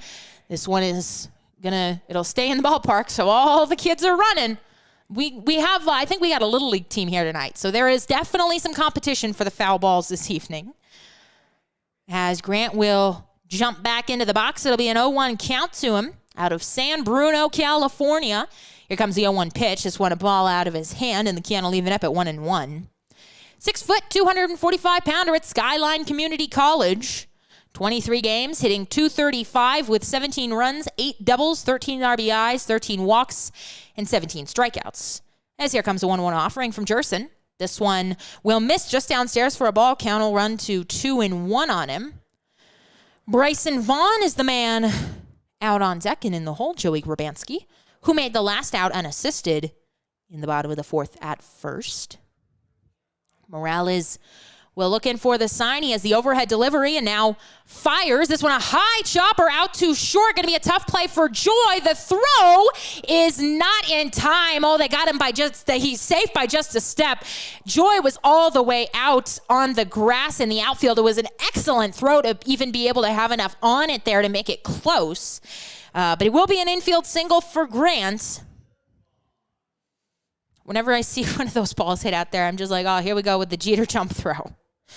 But Joy didn't put me through the trauma, and he kept his feet. He wasn't jumping on that one, thankfully. As Bryson Vaughn will come to the plate now, he is 0 for 2 with a ground out and a fly out. Our cameraman, he got himself some dinner. I'm telling you, every other inning. As here comes the pitch. This one misses outside, and it's a nice block by Haight to keep that ball in front of him and stop the runner from advancing. Are they going to... I think are they going to call a balk on him? Because they're giving the runner second there. I think it was a balk. We will double check on that one because the runner is going down to second. And we will give you some score updates while we are at it. But for now, there is a runner at second base for Bryson Vaughn. And, yep, it was a balk because they took the pitch off the big board. So we will see the official first pitch of the at-bat to Bryson Vaughn, who was 0 for 2 on the evening. He has grounded out and flied out so far in the game. Burger this time, burger and chips for our cameraman, Chris. Mixing it up. As Morales checks the runner back, now deals home, and this one will miss upstairs for a ball. Count will run to 1-0 on Vaughn. Some more scores around the league. The SaberDogs have already taken down the Hastings Sodbusters. That game 7-2. They finished that one up in just under 2 hours. I would love to see that, especially after last game's 4-hour affair. That was the longest game for the Horseheads on the season, as that one will miss outside for a ball, 2-0. And the count now runs 2-0 on Vaughn. The Tommyknockers are beating the Western Nebraska Pioneers 7-2 in the top of the fourth.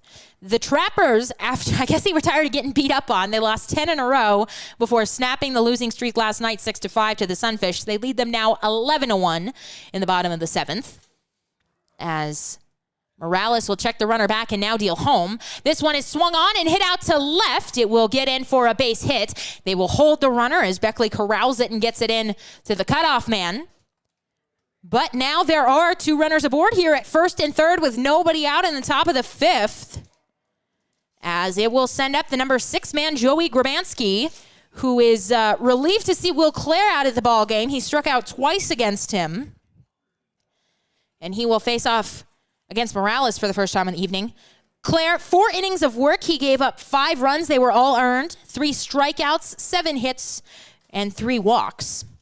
He is on the hook for the loss here. If the Horseheads are unable to rally, which we are in no way saying is the case. It's early, top of the fifth. Runner bluffs, does not take off, and it is a pitch upstairs for a ball to Grabanski. Also going on, the Fremont Moo are taking on the Wheat City Whiskey Jacks. That game 2-2 in the bottom of the seventh. I believe they're playing those games in Iowa because Wheat City has had so many problems playing their games at home because they share that stadium with the Legion there in Grand Forks. And the Legion has priority because they got the dates first, as this one is swung on and set out into center. Moving back on it is Reynes. This one is gone. It is a home run for Joey Grabanski over the center field wall. He hit it to the deepest part of the ballpark. And it is a 3-run moonshot for Grabanski. So he is certainly happy that Will Clare out of the ballgame as he has taken Morales deep here. And so Morales has given up 3 runs. He has not recorded an out thus far. And it will send Danny Burns up to the plate. Burns, the shortstop, is 1 for 2 on the evening. He has singled and flied out. And those are all the games that are going on. Badlands and Spearfish are not in action this evening. As here comes the first offering for Morales. That one will miss inside for a ball, 1-0. The wind, it perhaps pushing that one out. It is whipping out to right field, but not to take anything away from Grabanski there. That was a shot out to the 390 marker in center. So Morales and Haight trying to get on the same page here. As now Morales will come set and deal the offering home. This one bounces away from the catcher, and it will be 2-0. 2-0. Connor's got the, there we go. Connor's on it. Connor's on the big board tonight. In what is now an 8-1 ball game. As here comes the offering for Morales, and that one missing well outside for a ball, 3-0 the count. That has kind of been the tale of a lot of these Horsehead losses, and it is that the pitching has given up runs early. The offense tries to chip and battle back, but they are unable to because the pitching cannot hold the lead. As we see that here, 8-1. And this one will miss downstairs for a ball, so it is a 4-pitch walk to Burns. And Morales has not retired anyone yet. I believe they've got, I see some orange through the big tree. I do believe they've got some action down in the bullpen. And the Spuds also will get somebody up now. As Cody Vaith will dig in here against Jerson Morales, who has thrown 19 pitches, 4 for strikes and 9 for balls. He has not recorded an out. He's given up 3 runs. Runner takes off. The pitch is up by the batter's head. And they are they going to call another balk on that? Coach Stover coming out to get an explanation here. As the runner, he was dead to rights at second, but he's still standing out there and he's been signaled safe. They will take the pitch off the board, so it is another balk here. Man, 2 in the same inning for Morales. As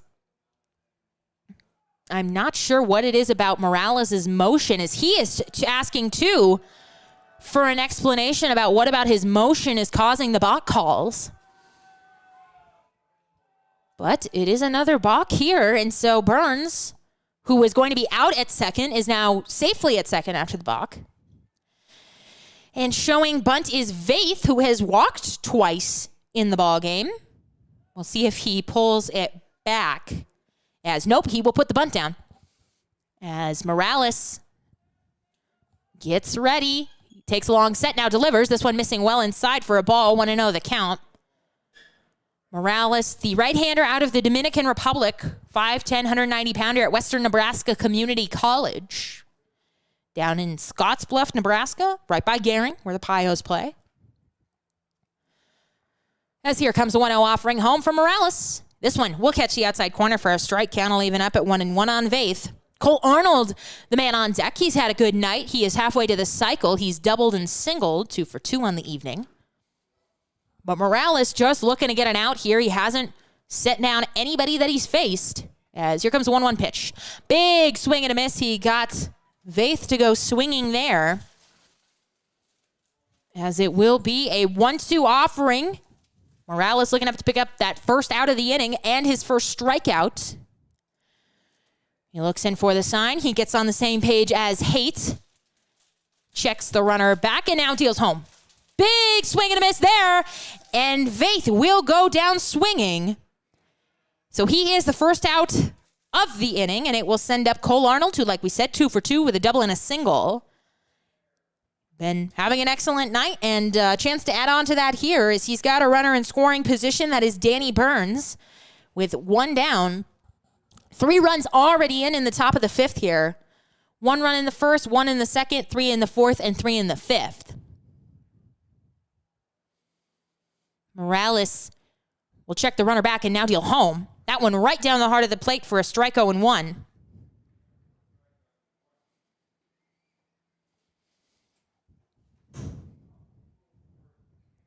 Arnold, the 9-man, so the lineup looking to turn over here once again, unless the Horseheads turn an unusual double play with the man at second.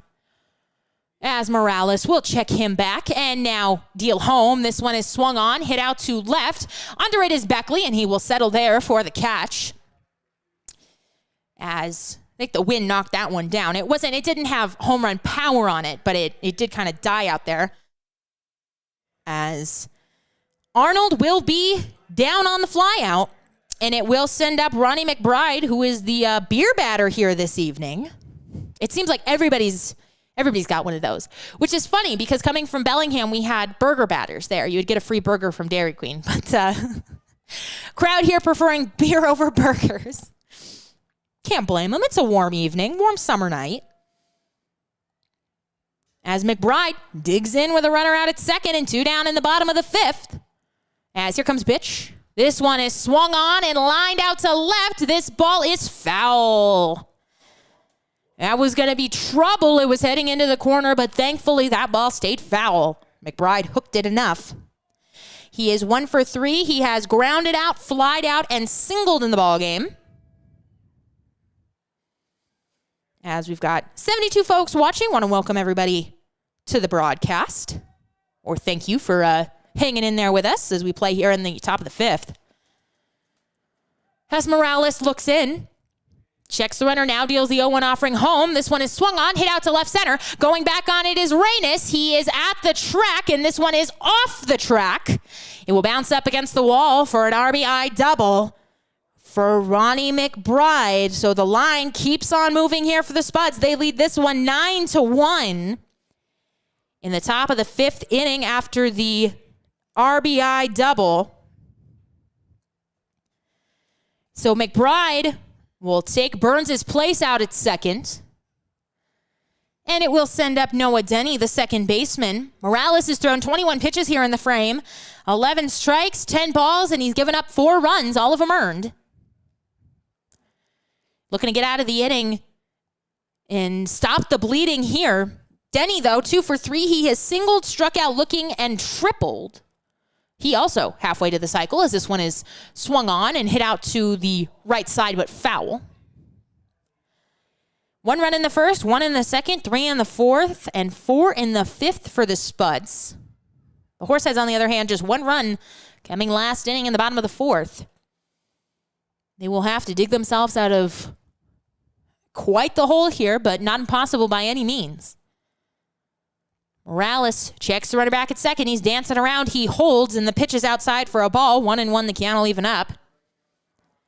This the second of 3 games that these two teams will face off against each other here in Casper.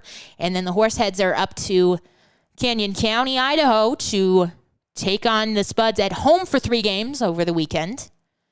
As Morales, the runner at second, really giving him all kinds of problems as he will spin, bluff the throw. The runner does go back. And so it will be a 1-1 offering home to Noah Denny with 2 outs here in the top of the 5th inning. Morales deals home. This one is swung on and fouled off, and the count will run to 1-2. And then the Horseheads will come home for a long 6-game homestand. They will welcome in the Wheat City Whiskey Jacks and the Badlands Big Sticks. 2 teams we have not seen before. They will make their only trip out to Casper this season. You going to jump out the window and get the foul ball there, Chris? He's thinking about it. So if you are in Casper, an excellent series to come out for, see an opponent that we haven't faced off against and will not face off against this season unless we meet in the playoffs. As here comes the 1-2 offering home to Denny. It's on its way. This one is swung on and hit through the left side for a base hit. They will send the runner McBride. He is on his way home, and he will score on the RBI single by Noah Denny. The hits just continue here by the Spuds. Off of Jerson Morales, who has allowed 5 runs here in the inning. My book didn't account for that run. Now it does, and 5 runs here in the top of the 5th. We will have a mound visit. Doesn't look like we're going to have a new pitcher, as Coach Stover will go out and talk with Jerson, just try to settle him down to get through this inning and get this final out here. He'll be facing off against Lucas Danielwicks, who is 1 for 3 with a single and 2 groundouts. He will come to the plate, top of the 5th inning, 2 down. Denny, the man aboard at first. A 10-1 Canyon County lead here. And, it's 10-1. We've had some games. We will put it that way. But at the end of the day, like, the guys don't need to hear it from me. They know the coaching staff is on them. So me just piling on and being like, oh, this is terrible. Oh, this is so hard to watch. Like you might hear some other folks saying. I just don't like to do that because I don't like to dwell on things because I know. I mean, I'll tell you, I'm 22. I'm older than everybody on the roster. And I know when I make mistakes, I don't like people harping on it. I'm still learning. This is my first real job with a team. I mean, these are college guys, and when they make mistakes, they know about it, and they hear about it from the coaches. So that's just kind of where I stand on a 10-1 ball game, especially when you really know, I mean, you hear it all the time, but no lead is safe in this league. As Coach Stover, he's now having a talk with our home plate umpire. He's come out to break up the meeting on the mound, I believe, but they're chatting with him about something. I don't know if we're still talking about the box here, but the box were called by the field umpire, who is still standing out at second. This is kind of unusual, and Coach Stover is getting heated here about something. I mean, this is really unusual to see a home plate umpire go out to break up the meeting on the mound, and then usually the coach has been run by this point if he's trying to have this heated and this long of an argument. As he's still out there chatting with him. And we will see our home plate umpire will head home now. As we will see Stover he's pointing out to left. Oh, now he's talking to the field umpire.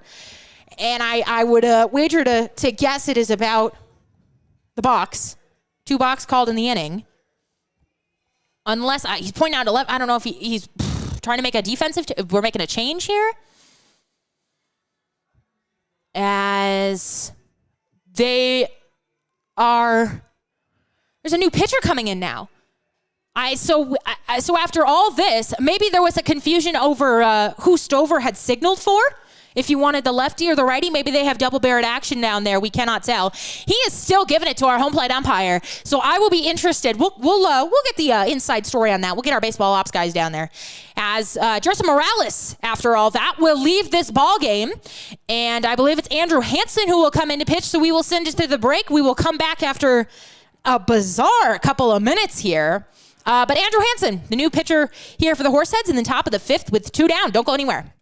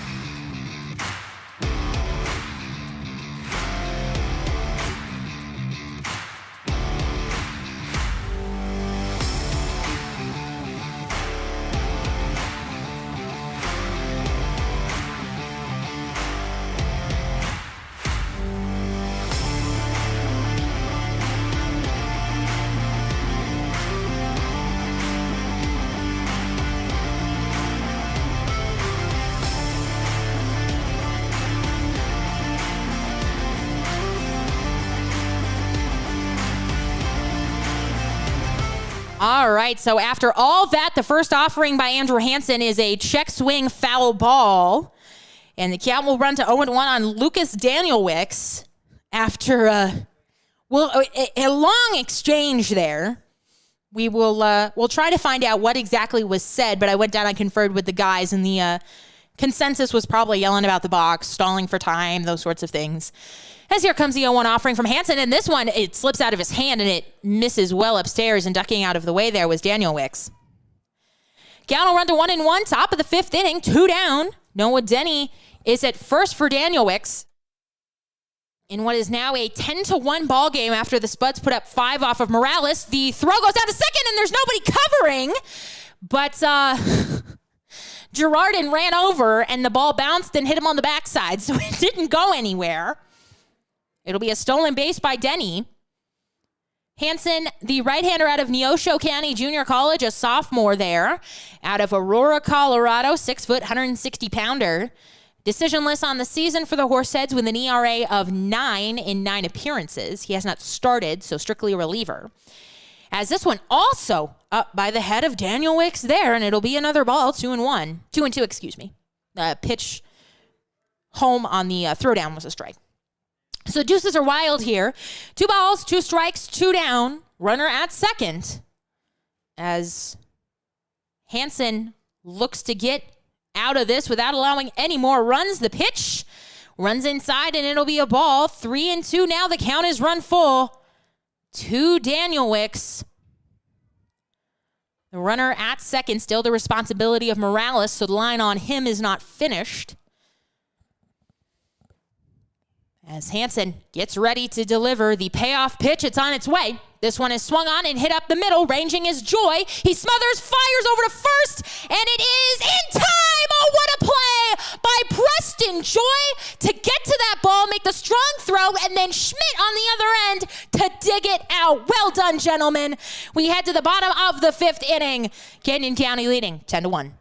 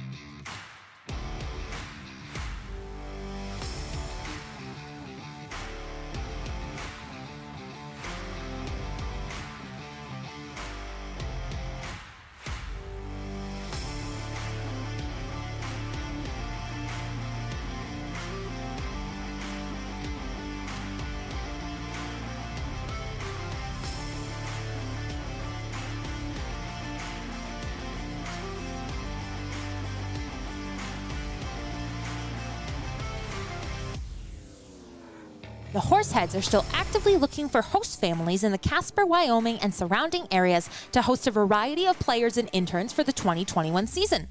Host families play an integral part of our organization by providing players and interns a place to call home for the summer.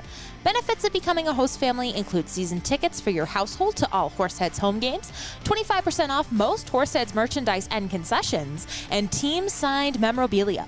If you're interested in becoming a host family, give us a call at 307-441-1334 or email hostfamily@casperhorseheads.com.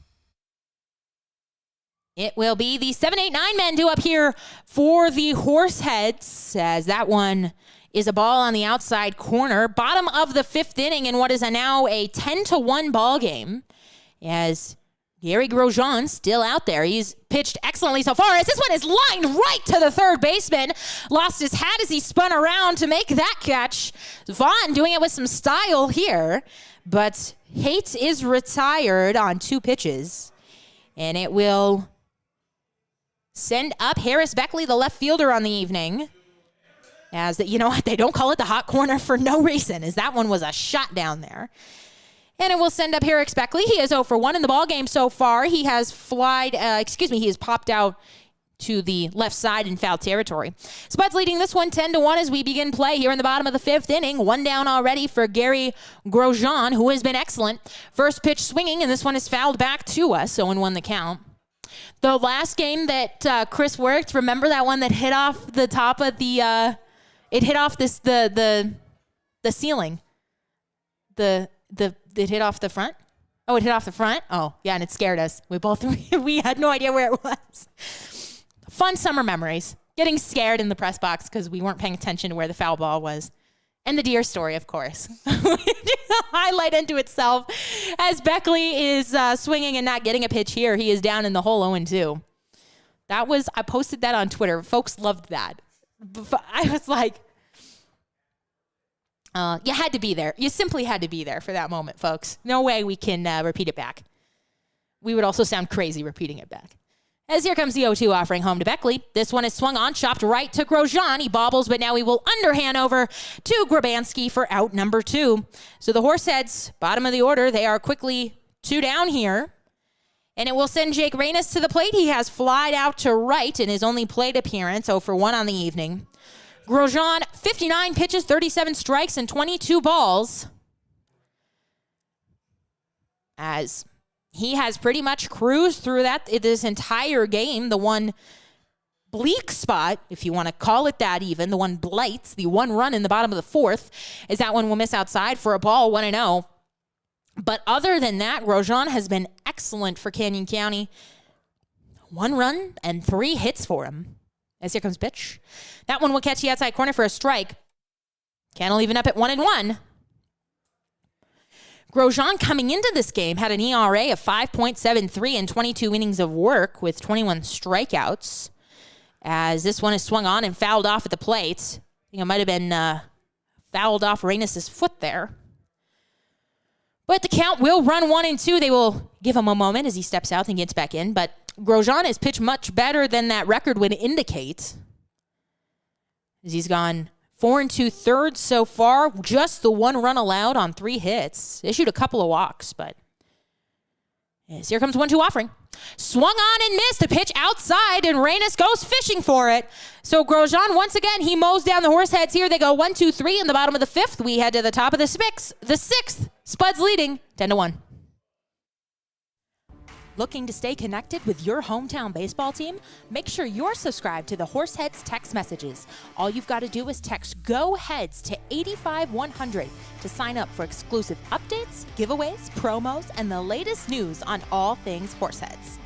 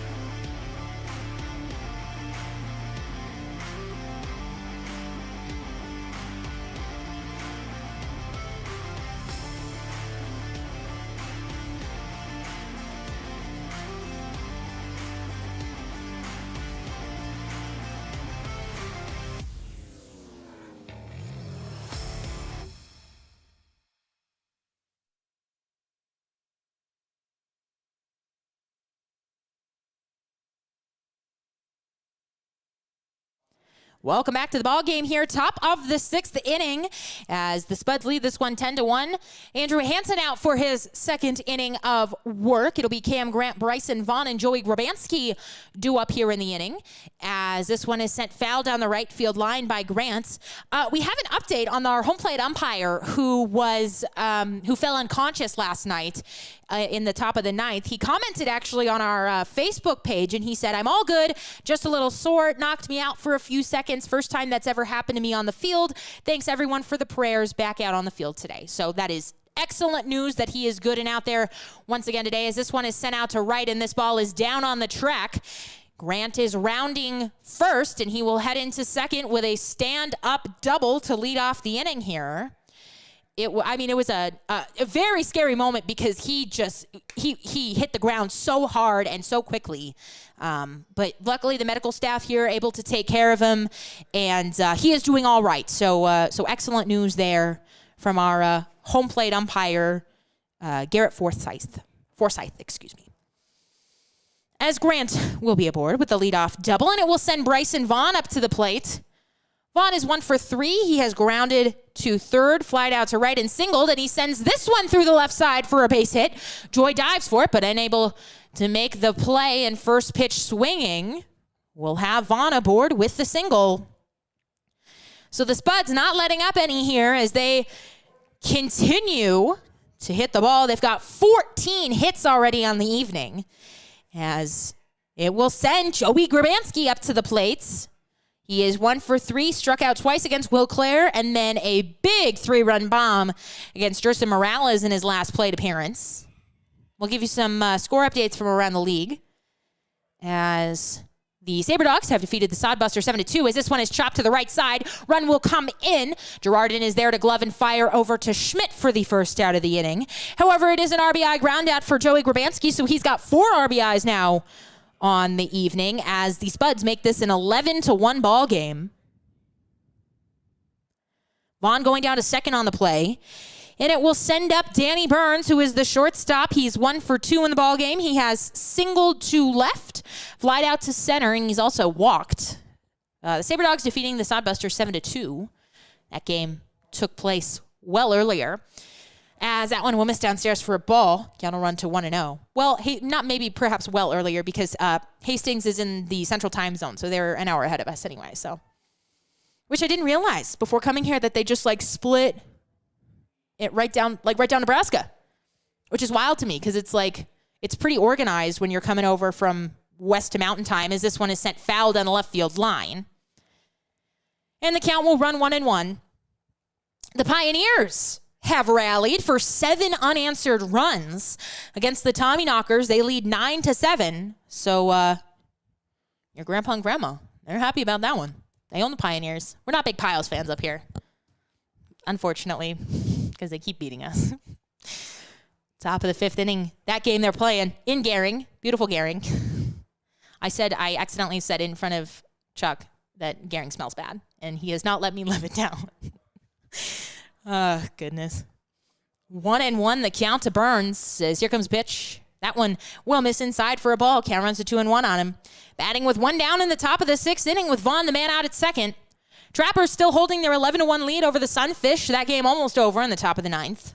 The Sunfish are an interesting team because either they are hot and winning every game in sight, or they just can't put any runs together. As that one misses upstairs for a ball, 3-1. The Sunfish incorporated last year, so it is not officially their first season, but it is their first season of play because they sat out the COVID year. So we have 3 teams in their first season of play, the Tommyknockers, the Sunfish, and the Spuds. As Hansen has run the count 3-1 on Burns. He checks the runner back at second and now deals home. This one is fouled off to the backstop, and it will be a full count. I've got 1 extra hit on the board for the Spuds. So we will go with what Connor and Manny say. So 11 runs, 13 hits, no errors, and 5 men left on for the Spuds. 1 run, 3 hits, 1 error, and 2 men left on for Casper. As Hansen getting ready to deal the payoff pitch. Here it comes. This one right on the inside corner for strike 3. An excellent pitch there by Hansen. He painted that one in there. And it will send Cody Vaith up to the plate with 2 down now here in the top of the 6th. Vaith is 0 for 1. He has walked twice and struck out swinging, The Whiskey Jacks lead the Fremont Moo 7-3 in the top of the 8th inning. The Fremont Moo have finally started to play someone other than the Hastings Sodbusters, and they've been losing. They were swept by the Badlands Big Sticks over the weekend, and now losing here to Wheat City after being idle for the past couple of days. As here comes a pitch, it is well upstairs, and a nice grab there by Haight coming out of his crouch. And then we are the only other game in action. Who's idle? The Sasquatch and Badlands are idle today. But they will both play tomorrow. Everybody in action on Thursday. As here comes the 1-0 offering. This one is foul down the right field line. The Moo and the Whiskey Jacks will play a doubleheader tomorrow. Those games starting at 5:35. And then Badlands will be out in Spearfish to take on the Sasquatch. We will be heading there too, July 6th through the 8th for our only trip to Spearfish. As here comes 1-1 pitch. This one is swung on and fouled back to us. 1-2 the count. A pretty nice crowd here this evening on what is Western Wednesday. So a lot of cowboy hats and Jack Barnett, who is our on-field guy. He's even got the cowboy boots, a Missouri guy. A fun night at the ballpark. Wish the score was a little more fun for the Horseheads, but can't do anything about that. As that one is swung on and missed, and Hansen will retire the last 2 men that he faces via the K. He does allow a run to come across here in the top of the 6th. The Spuds lead this 11-1, heading to the bottom of the frame. The Horseheads are still actively looking for host families in the Casper, Wyoming, and surrounding areas to host a variety of players and interns for the 2021 season. Host families play an integral part of our organization by providing players and interns a place to call home for the summer. Benefits of becoming a host family include season tickets for your household to all Horseheads home games, 25% off most Horseheads merchandise and concessions, and team-signed memorabilia. If you're interested in becoming a host family, give us a call at 307-441-1334 or email hostfamily@casperhorseheads.com.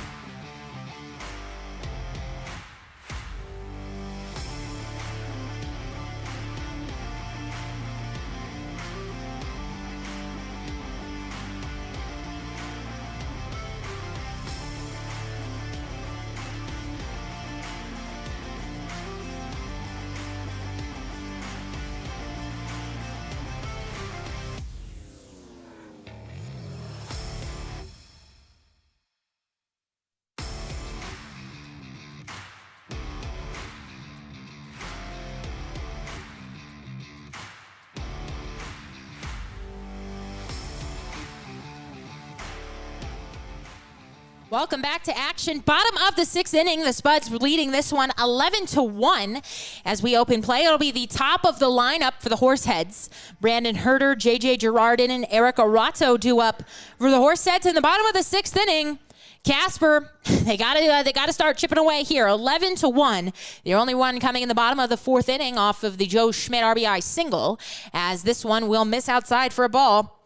Gary Grosjean, he is back out there for another inning of work. As here comes the 1-0 offering. That one will catch the outside corner this time, 1-1. I did not take French in high school or college. I took 4 years combined of Spanish. I still cannot speak any Spanish. As that one misses outside for a ball, 2-1. So me and languages, I mean, you hear how many errors I make. Me and English don't really vibe that well anyway. But me and languages have always been tough. But you know what? We'll get it right for the Spuds. For Gary's dad, I think, is who gave us the correction on that one, as this one is fouled back 2-2.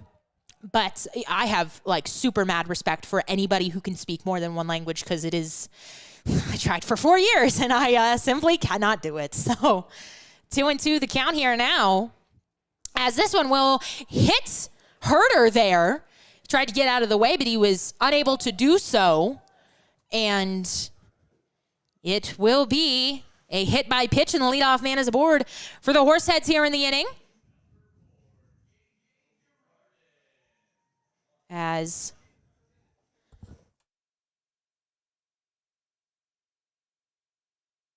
yeah, J.J. Girardin coming to the plate. I've been told there is a raccoon loose in the press box.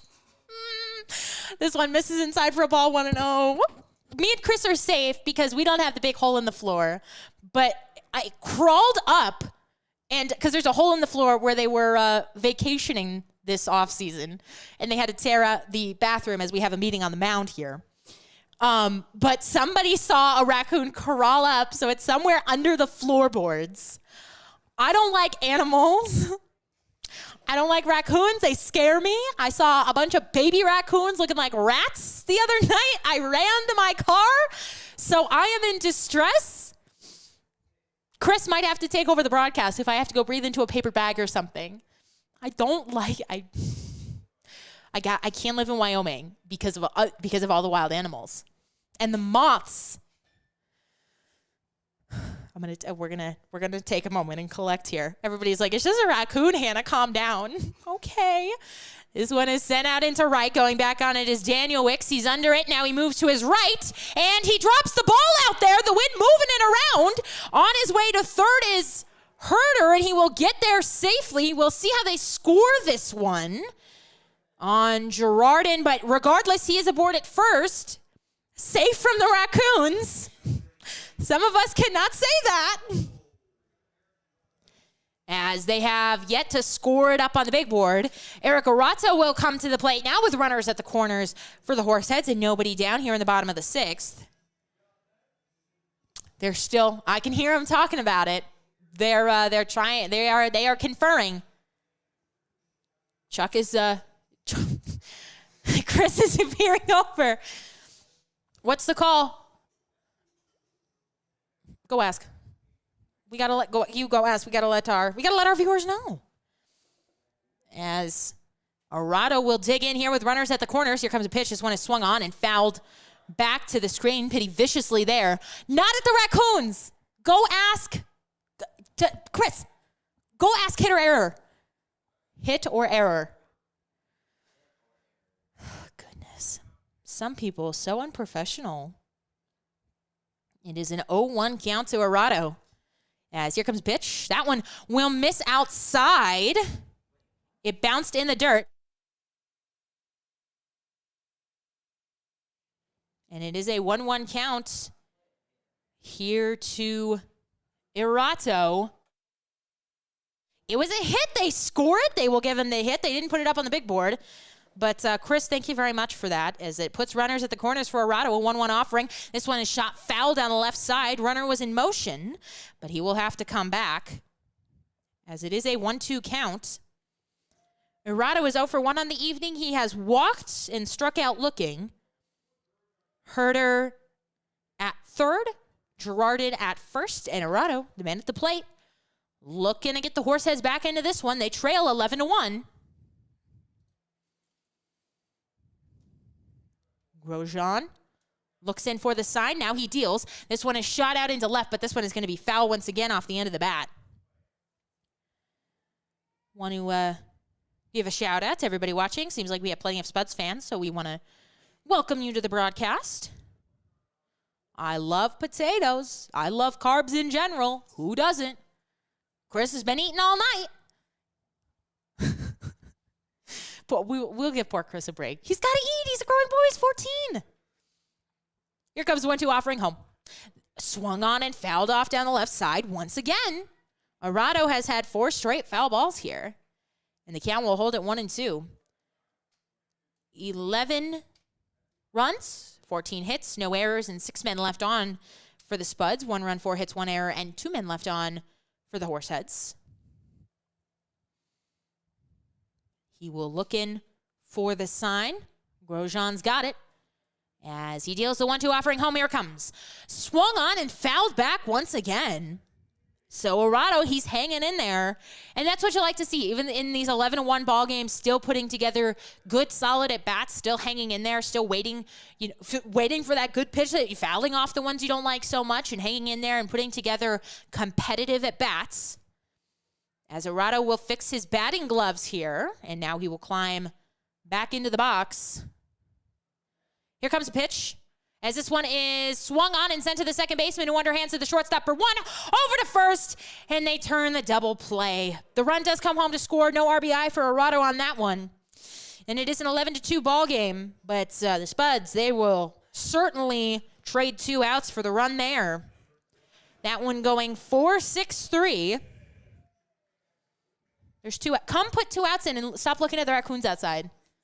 Stop. The people need to know. There's 2 outs. What? One jumped over and he got stuck over there. He can't go. This one is shot out to second base on the ground out, and it is a low throw but dug out by Gorbanski. We got some weird raccoon story to tell you when we get back. The Horseheads, they get 1 here in the bottom of the 6th.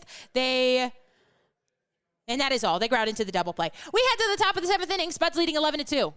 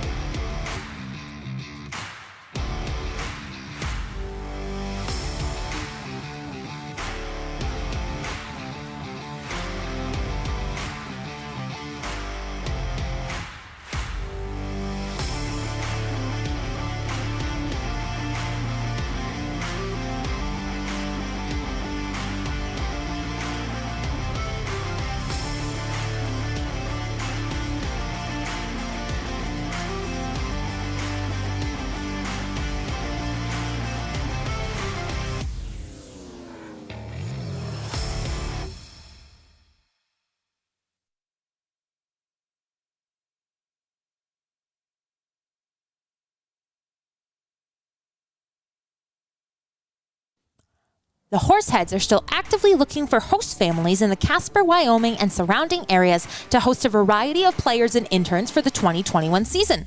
Host families play an integral part of our organization by providing players and interns a place to call home for the summer. Benefits of becoming a host family include season tickets for your household to all Horseheads home games, 25% off most Horseheads merchandise and concessions, and team-signed memorabilia. If you're interested in becoming a host family, give us a call at 307-441-1334 or email hostfamily@casperhorseheads.com. Welcome back to the broadcast. We have a new pitcher for you. It is Owen Van Teo out of Antwerp, Belgium. The right-hander, 6'5", 205-pound freshman out of Western Nebraska Community College. He is 0 for 3 on the season with a 19.28 ERA in 9 games. He has 1 save. That was back against the Pioneers when the Horseheads, way back on May 25th when they won the first game of the season. He got the save in that one. Went 9 1/3 innings this season, 10 strikeouts, 8 walks, and 26 hits. And he will face off against the 9-1-2 men here for the Spuds in what is an 11-2 ball game now, after the Horseheads got 1 on a double play in the bottom of the 6th. And it will be Cole Arnold, Ronnie McBride, and Noah Denny to dig in here. First up is Arnold. He is 2 for 3 on the evening. He has doubled, singled, and flied out to left as he awaits the first offering from Van Teo. We'll give you the line on both Morales and Hansen here in a moment. As here comes a pitch from Vantio. This one will miss inside for a ball, 1-0.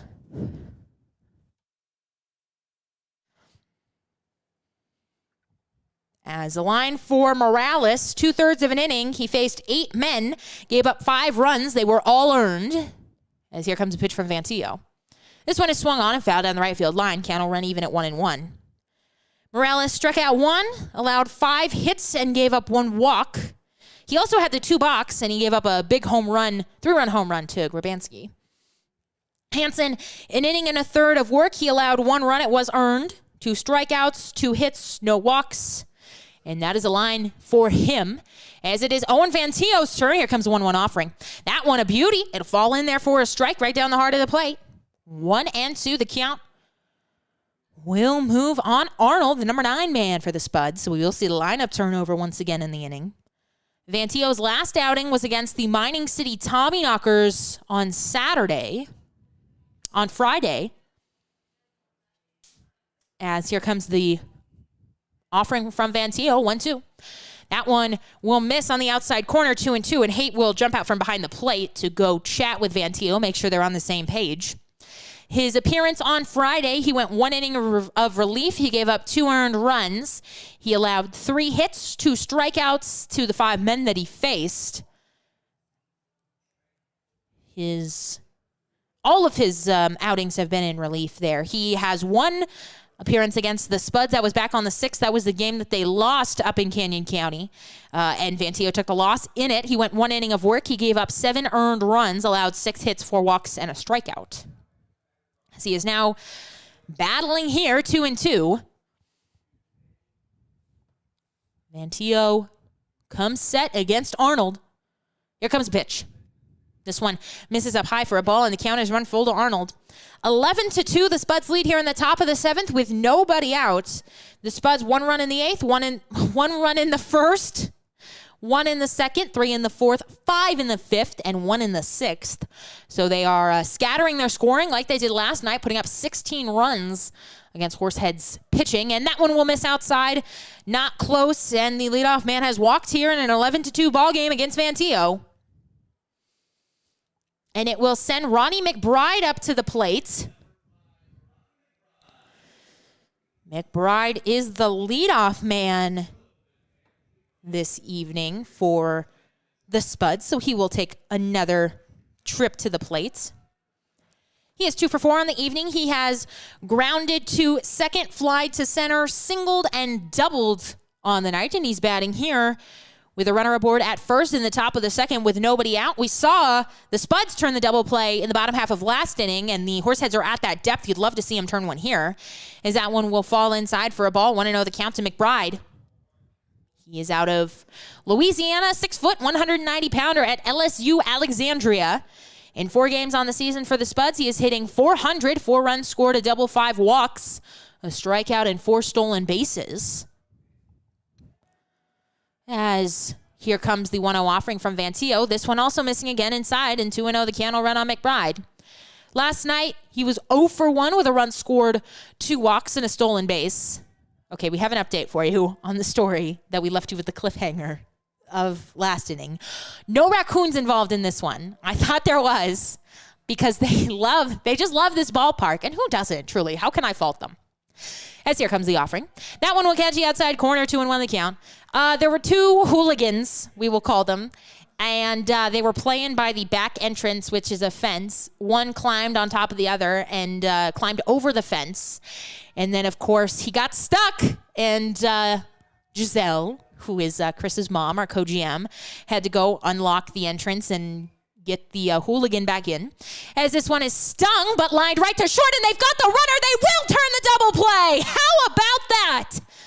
It was a line drive, and you are taught to freeze on those, and Arnold did not. He had gone about halfway to second, and he was a dead duck over there at first. So it is a 6-3 double play. As to, you know what? Ask and you shall receive. I got to start asking for more double plays. Please, we need 9 runs in the game. Let's get them. 10 would be ideal to take the lead. As here comes the first offering to Noah Denny. That one will miss upstairs for a ball, 1-0.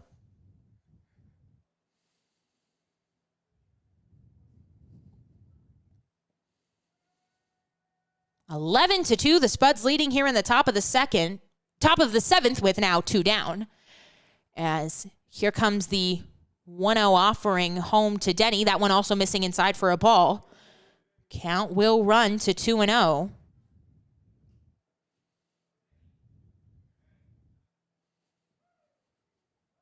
Denny is 3 for 4 on the evening. He has singled twice, struck out looking, and he's also tripled.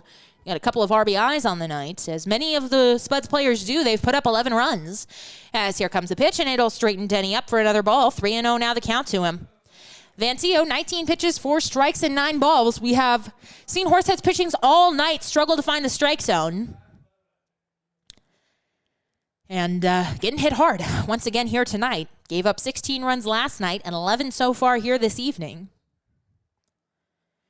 As here comes a pitch.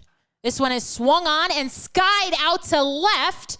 Everybody moving out on it. Let's see. In foul territory, it'll be the left fielder Beckley to make the catch. So Vantio gets the double play a bit unconventionally, but it still counts in the book as 2.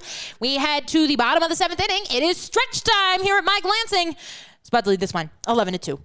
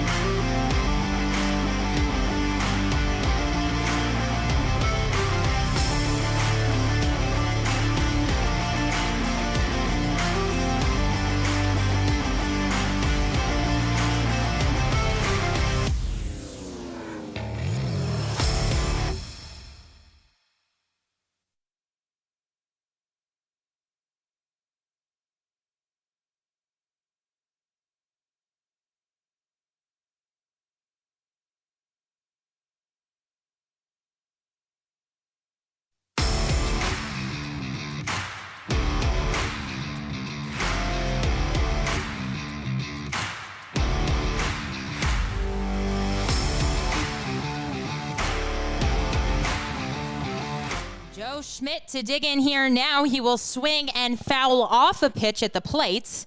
And the count will run 0-1 to him. Schmidt, Joy, and Andrew Haight due up here in the bottom of the 7th inning. Canyon County leading this one 11-2. We are caramanless once again. It's dessert time here at the ballpark for Chris. So that's why we don't have a count updating, as I'm sure you all understand. As Schmidt will swing at a pitch and not get it on the outside corner. Count will run 0-2 now on Schmidt. He is 1 for 2 in the ballgame. He has an RBI. That came on the RBI single in his last plate appearance, and he is also struck out looking. And he's coming back once again with no dessert. Oh, man. That one will miss downstairs for a ball, 1-2. What happened? No dessert? They turn you away? They said, not you again. Did you tell them you're a celebrity or a VIP? That one is going to get away from the catcher. It's a ball. 2-2. We opened the window for you, so there should be no glare as we have to turn the lights on because it's getting dark. About 8:45 here, local time. It is a 2-2 count here. Want to thank everybody for tuning in, wherever you may be in the country, as here comes a pitch. Big swing and a miss by Schmidt, and he will be down swinging for the first out of the inning.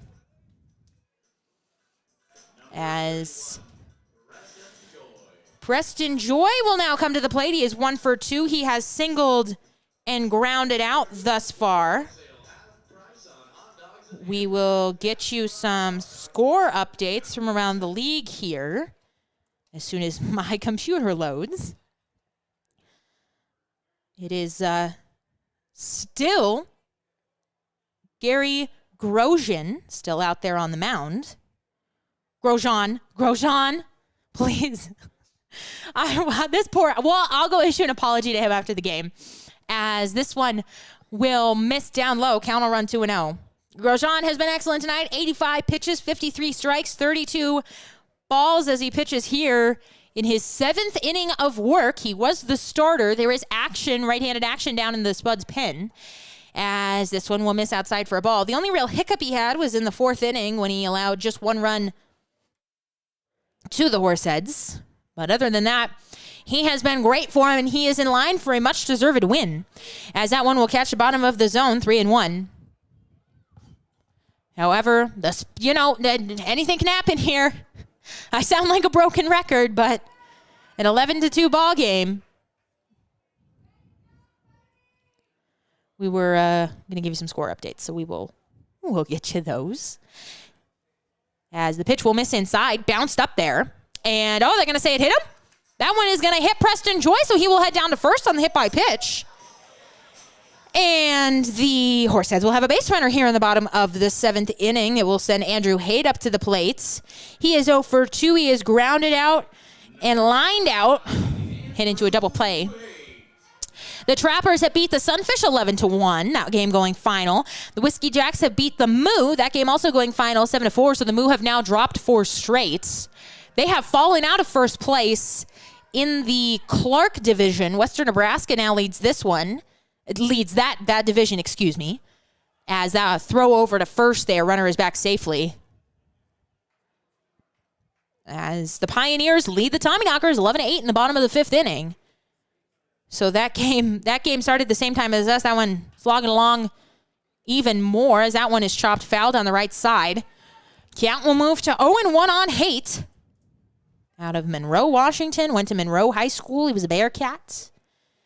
And the only other game in action tonight, 11-2. The Sabre Dogs have already beat the Sodbusters 7-2. So that game went final a couple of hours ago.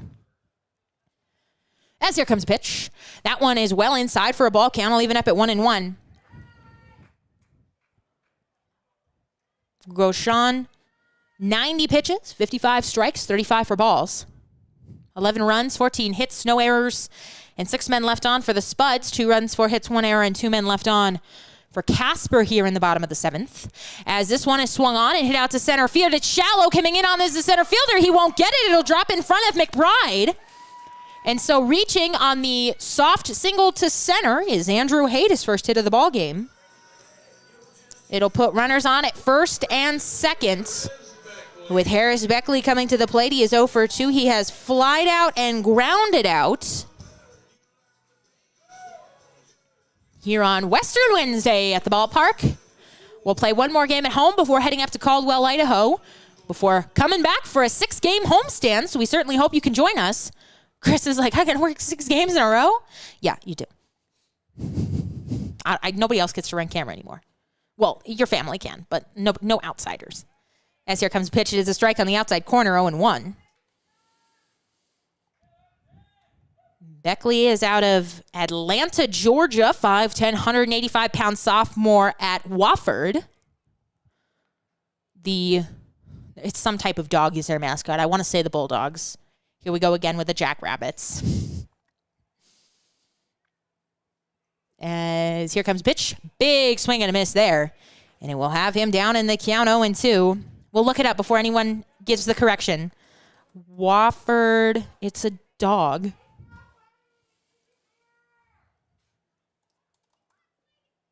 They are the Boss and Terry. But what are they?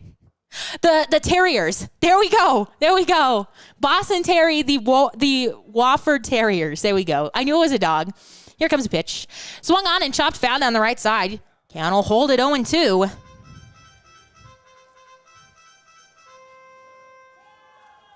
Beckley, 6 games on the season for the Horseheads, hitting .333, 2 runs scored, 4 RBI, 5 strikeouts. His last game, 2 for 4 with 2 RBI and a walk. What are the high school mascots here? The Mustangs. And then what's Kelly Walsh? Oh, Chris. Okay, he's going to look it up for us. Here comes the 0-2 offering. Swung on and hit out to left, but this ball is going to fade foul. We have a chopper crossing the horizon here. We had the other night when your sisters were up here. They were the paragliders. You were up here too. Yeah. They were very excited about that. So this a little different. They are the Trojans. That's right. So there you go. We have the Mustangs and the Trojans in town. And then what's Casper College's? You're my new research assistant. Here comes the pitch. This one bounces up there. Catcher cannot find it, and the runners will advance on the pass ball. Joy will go down to third, and Haight will go to second. And so now the Horseheads have 2 men in scoring position for Beckley. The pitch was a ball, so the count will move to 1-2. They can hear that on the broadcast. I'm sure it's very annoying. As if they haven't been listening to me for 2.5 hours. Here comes 1-2 pitch home. This one shot foul on the left field line. Cannell hold it 1-2. So Beckley putting up another nice at bat here. Fouling a lot of pitches off. The Thunderbirds. Oh, I like that. That's fun. I think my favorite, I was at Oakdale High School in Oakdale, Washington. Little tiny town doing high school basketball, excuse me. And they were the Nighthawks, which it was so cool. They were black and dark blue. Loved it. As here comes 1-2 pitch. That one will miss inside for a ball, 1-1. 2-2, excuse me. Though I do like the Mustangs mascot because we saw him at the YMCA Kids Day, and he's like all black. Very intimidating. It's fun. As here comes the 2-2 pitch home, an 11-2 ball game here in the bottom of the 7th inning with 1 down. Here comes the pitch home. This one bounces up there, gets away from the catcher briefly, but not too far, so the runners cannot advance. However, it is a ball, 3-2. A full count offering home to Beckley. We were at North Idaho College in Coeur d'Alene for a playoff game for the high schools, and when I was calling high school basketball, and we were playing the Miners, and they brought their mascot. It was a miner. And, I can't remember the town's name. As here comes the full count offering. This one misses downstairs. And it is a full count walk to Harris Beckley. We will see if that is the night for Grosjean. And coach is out here. It doesn't look like he has made a move yet, as we will have a meeting on the mound, and it will send Jake Reynes up to the plate 0-2. He has flied out and struck out swinging. But the minor mascot that they had brought was doing flossing, was really popular at that time. So he's over in the corner doing, it was before TikTok, but it was like these TikTok dances, and he's just going for it. Some poor high school, middle school kid just having the time of his life at North Idaho College. This is going to bother me. Tiny town in Idaho. They were the Miners. It's going to bother me. I bet nobody knows this, but if you do, you get brownie points if you find out what tiny team is the Miners. And our home plate umpire will go out to break up the meeting on the mound here. So Grosjean will hang in there for at least one more batter, and it will be Jake Reynes batting with the bases loaded and 1 down here in the bottom of the 7th inning. An 11-2 ball game. The Spuds lead this one. Joy at third, Haight at second, and Beckley, the man at first. Grosjean looking in for the sign as everybody gets ready for the first offering home to Reynes. Swung on and fouled off back to us. This is going to bother me. I got to find out. Chris is looking. He's on raccoon watch. Apparently there were 5 or 6 of them fighting in the parking lot the other night. Please. Here comes the 0-1 offering home to Reynes, and this one will miss inside. Dropped by the catcher, but no advance. 1-1. The count runs on Jake Reynes, who is out of Baltimore, Maryland, hitting 115 on the season for the Horseheads. Don't tell me this, Chris. Here comes a 1-1 offering home to Reynes. This one will miss down low for a ball, and it has run 2-run now to the number 9 man, Brandon Herter, the man on deck for the Horseheads. Reynes hoping to get the inning to him. Reynes with 2 home runs during that Mining City series, and what a home run would do here. As that one misses outside for another ball. Grosjean is now at 104 pitches, 62 strikes and 42 balls, and this will probably be his last batter that he faces in the ball game. Reynes is ahead 3-1. Grosjean comes set, now deals home. A strike right at the bottom of the zone. Oh, Reynes thought he had ball 4. And the crowd certainly thought he had ball 4 too, but he will have to dig back in. If the raccoons are outside, shut that window all the way. We don't play around. Shut the window all the way. A full count offering home to Reynes. Bases loaded, 1 down, bottom of the 7th inning. Grosjean comes set and now delivers. This one missing away, and that will be a walk in the 3rd run of the ball game for the Horseheads here. And that will be the evening for Gary Grosjean. Pretty sure here. Yep, we will have a reliever coming in. What a start here for Gary Grosjean pitching. He goes 6 1/3. He does leave the bases loaded, however, but he hands the 8-run lead off to the reliever. We will find out who that is for you. We will go to the break, but don't go anywhere. Horseheads still threatening. Bases loaded, bottom of the 7th, 1 down. The Horseheads are still actively looking for host families in the Casper, Wyoming, and surrounding areas to host a variety of players and interns for the 2021 season. Host families play an integral part of our organization by providing players and interns a place to call home for the summer. Benefits of becoming a host family include season tickets for your household to all Horseheads home games, 25% off most Horseheads merchandise and concessions, and team-signed memorabilia.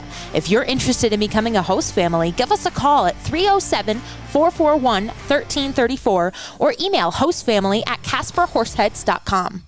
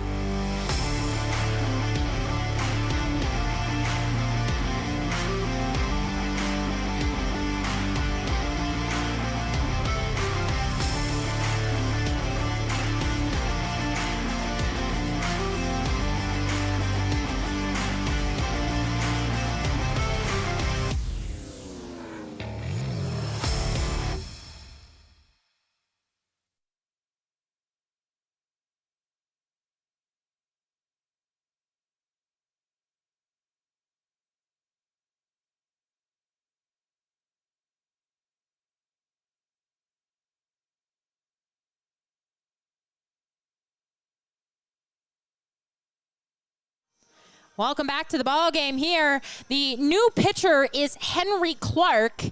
He is a high schooler, actually. He is committed to Northwest Nazarene. So that's who the Horseheads will be facing off against. He is a right-hander. No height or weight listed. Yeah, I respect it. As he will face off against Brandon Herder here with the bases loaded. It is Haight at third, Beckley at second, and Reynes at first. Clark is 1-0 on the season for the Spuds with an 8.30 ERA in 4 games.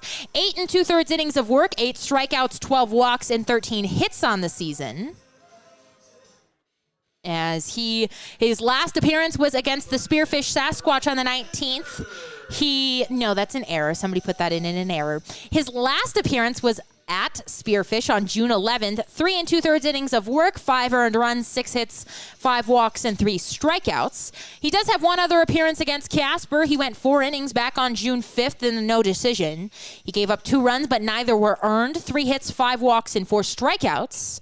And now he's facing off against Herder, inheriting 3 runners here, as here comes pitch. First pitch swinging. Oh, fouled right back to us. I flinched, but it hit off the top of the screen here, so we're safe. But a couple of inches higher, and it was coming right for us. I wasn't ready. I think it would have hit the window, so I think we would have been fine. But we do have the open window, so you got to be ready. You got to be ready to make the catch. Big swing and a miss at a pitch upstairs. And Herder is quickly down in the count, 0-2. He is making his Horseheads debut this evening. 0 for 1. He has grounded out, walked, and also been hit by a pitch. And a chance to warm up to this Casper faithful here quickly. Base hit scores 2. Here comes pitch. This one, a waste pitch missing well outside, 1-2.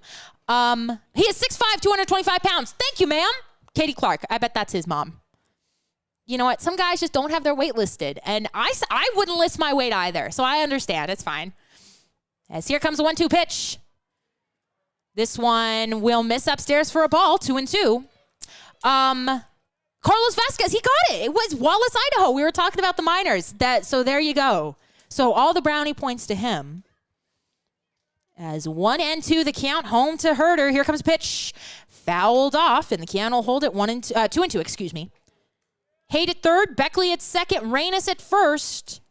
J.J. Girardin is the man on deck. Looks like Kyler Halverson has grabbed a bat, though, so we may see him. As Herder will call time here, and he will step out on the 2-2 offering. 11-3, Canyon County leading. The Horseheads getting 1 here in the bottom of the 7th inning. They got 1 in the 4th, 1 in the 5th, 1 in the 6th, and then 1 in the 7th. And looking for more here with bases loaded. Here comes a pitch to Herder. Swung on and missed. And the first man that Clark faces is down via the K. A nasty pitch right down the heart of the plate. And it will have J.J. Girardin coming up. He is 1 for 3. He has struck out swinging. He has flied to right and singled to right. So he is the not the last hope. He is the 2-out hope for the Horseheads here. As he is looking to drive some runners in. The Horseheads have them loaded here. As here comes a pitch. And that one will miss inside for a ball, 1-0. There's lots of, I'm sure, loaded potatoes, loaded bases jokes to be made here. If somebody has a good one, if it's good enough and you drop it in the chat, I'll read it on the air. As here comes the 1-0 offering. This one is swung on, hit out to the shortstop softly. Burns gloves, fires, and in time they will retire Girardin. So Henry Clark, he comes on and he does an excellent job here. He gets out of the bases loaded jam. He retires the 2 men that he faces without allowing a run to come in. However, the Horseheads get 1 more here in the bottom of the 7th. We head to the top of the 8th. Spuds leading 11-3. Looking to stay connected with your hometown baseball team? Make sure you're subscribed to the Horseheads text messages. All you've got to do is text "Go Heads" to 85100 to sign up for exclusive updates, giveaways, promos, and the latest news on all things Horseheads.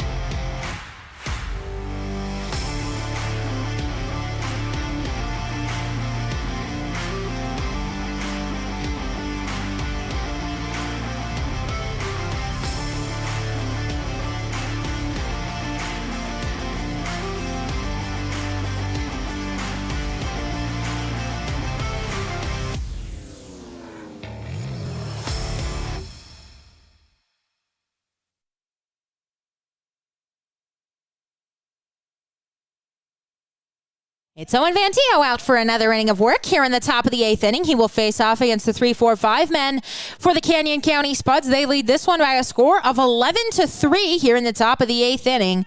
Vantio 14 pitches in the 7th, 5 strikes and 9 balls. He did not allow a run. He got a big double play to get him out of the inning as he will face off against Lucas Danielwicks here to start things off. Here comes pitch. That one will miss upstairs for a ball, 1-0. New catcher in. It is Zion Springer. Recognize that hair anywhere. So we have a defensive replacement here. It is Springer behind the plate now. No other defensive changes, just Zion. As that one is chopped foul down the left side. 1-1 the count. Now to Danielwicks, who is 1 for 4 in the ballgame. He has singled and grounded out 3 times. We'll see. I'm not sure. Oh, yeah, we still got a couple of games. Oh, we have 1 game in action. The Pioneers still leading the Tommyknockers 11-9. That game in the bottom of the 6th. So, there you go. As here comes the 1-1 offering home from Vantio. This one is swung on, hit out to center, skied pretty high, but not deep enough to get out. Moving over on it is, and Herder lost it in the lights. This one is going to drop on his way to third is Danielwicks, and he will get in there.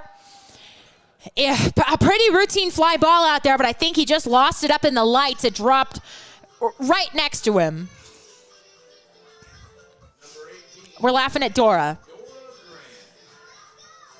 As we will see how they score that. They will give him a hit on that one. So it will be a leadoff triple here for Luke Danielwicks. And Cam Grant will come to the plate. He is 2 for 3. He has flied out, walked, singled, and doubled. Also due up Bryson Vaughn. Joey Grabanski would be the next men to the plate. He is in the hole. Vantio looking to set down Grant here. He sends this one out to center. Moving under it is Reynes at the base of the track. He will make the catch, but the sacrifice fly is complete as Luke Danielwicks will come home to score the 12th run of the ball game for Canyon County. But 1 out is recorded on the play. It is an RBI for Grant. And the bases will be empty now for Bryson Vaughn, who was 2 for 4. He has grounded out, flied out, and singled twice. The Leinsteins in the ballpark as Chris once again is checking on the raccoons. They still out there? No, they moved.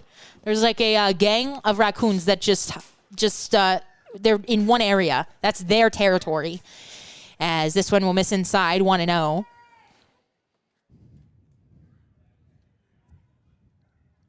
Vaughn batting here with nobody aboard and 1 out in the top of the 8th inning. Out of Nampa, Idaho, Spokane Falls Community College product. As here comes pitch. This one is fouled off at the plate, and the count will run even at 1-1. He's hitting .298 on the season for the Spuds in 13 games, 12 runs scored, 2 doubles, 8 RBIs, 11 walks, and 13 strikeouts. Last night, 2 for 6 with 2 runs scored, 3 RBI, and 2 strikeouts. Against Casper on the season, he is 6 for 18 with 5 runs, a homer, 5 RBIs, 2 walks, and 6 strikeouts. As Vantio deals the 1-1 offering home. Big swinging it off-speed pitch there. And Vaughn is in the hole, 1-2, so he will have to battle here. 1 run here in the top of the 8th inning. 12-3, the Spuds leading. As Vantio looking in for the sign. A patient guy on the mound. As he sets, and here comes a pitch home. This one is swung on, hit out to center. Moving back is Reynes. Back, he will settle under it at the track once again, and he makes the catch. A couple of deep fly balls out to center, but that is the deepest part of the yard, so 2 down here in the top of the 8th. As Joey Grabanski will come to the plates to the Dolphin noises once again. I couldn't tell you why. I'm not responsible for that. I don't make the lineup. I don't pick the music. I just sit here with my silly little board and my silly little iPad, and I say my silly little words for 3 hours. 4 hours last night. It was brutal. Here comes the first offering home to Grabansky. He is first pitch swinging, pops this one up on the infield. Back on it is Schmidt. He gives away to the right fielder, Herder, and he will make the catch to retire this side. The Spuds get one more here in the top of the 8th. We head to the bottom of the frame. Spuds leading 12-3.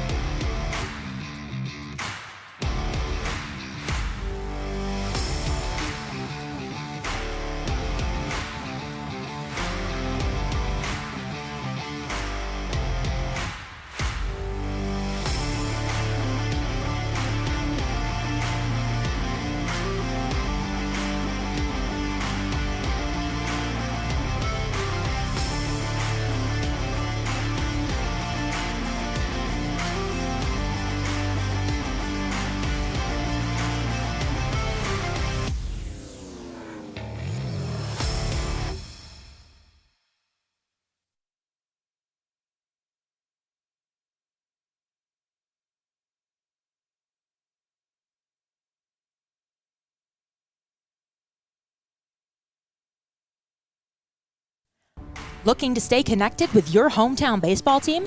Make sure you're subscribed to the Horseheads text messages. All you've got to do is text Go Heads to 85100 to sign up for exclusive updates, giveaways, promos, and the latest news on all things Horseheads. Welcome back to the what are we doing here? Welcome back to the broadcast. 12-3, the Spuds are leading, and we will have a pinch hitter here. It is Kyler Halverson, who we saw pitch last night, and he will take a strike from Clark, who will open his second inning of relief here. Halverson is from Casper.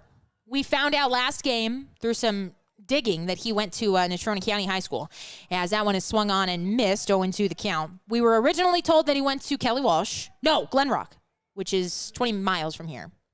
And then our Casper folks were like, no, he went to NC. My brother played with him. As this one is fouled off. And then we found out he did, in fact, go to NC. So we have 2 NCers on the team. Will Clare, who started tonight, and Halverson, who is pinch hitting now, and Brooks Browning went to Kelly Walsh. So we will see. We have 3 Casper guys. We'll see if we'll see if Brooks gets a chance to pinch hit here. As it is an 0-2 offering now to Halverson. Here comes a pitch. That one missed everything. Slipped out of his hand. Love the PA, man. It happens. It slipped. You can see him. They're so mean. Not me. Hee. Here comes 1-2 offering home to Halverson. This one is fouled on the right field line, and it'll go into the cages. And once again, there's just one child. Everybody else it's bedtime for. But that one child who is still at the ballpark at 9:15, he's going to get it as a reward. Count will hold 1-2 on Halverson, who is out of Dakota Wesleyan University, as this one is swung on and chopped to the third baseman, Vaughn. He gloves and fires, and the throw is going to pull Grabansky off the bag, so Halverson will be safe on what he dropped? Oh, he dropped his hat on the play there. And they got the dolphin sound again. They are relentless. As we will see if they will give Kyler a hit on that one. So the pinch hitting opportunity is successful for Halverson. He's on with a base hit, and it will send Ryan Callahan up to the plate. He is 1 for 3. He has struck out swinging. He has doubled, and he has grounded out in the ball game. We love you, Henry, from Melba, Idaho. All right. They love the pitcher. There you go. We'll give him a shout out. We give Spuds fans some shout outs too every once in a while, as that one will miss for a ball. Want to know the count will run on Callahan. He is out of Overland Park, Kansas. As here comes the pitch home. That one missing outside for a ball, 2-0. I saw the Spuds were charging. I don't want to blow them up like this, but I saw the Spuds were charging for shout-outs on their broadcast, $1 a broadcast. And I just want to say, Spuds fans, we don't do that here in Casper. We'll give you all the shout-outs you want for free, no charge. As that one will miss outside, 3-0. I could never.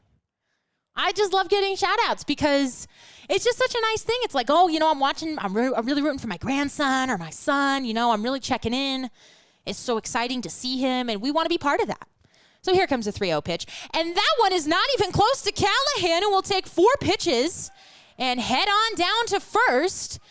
We will see who comes out. This is usually the part of the game, bottom of the 8th inning-ish, where we will see some pinch hitters. That's true already with Halverson. And it looks like that is not Joe Schmidt. It is Joe Schmidt.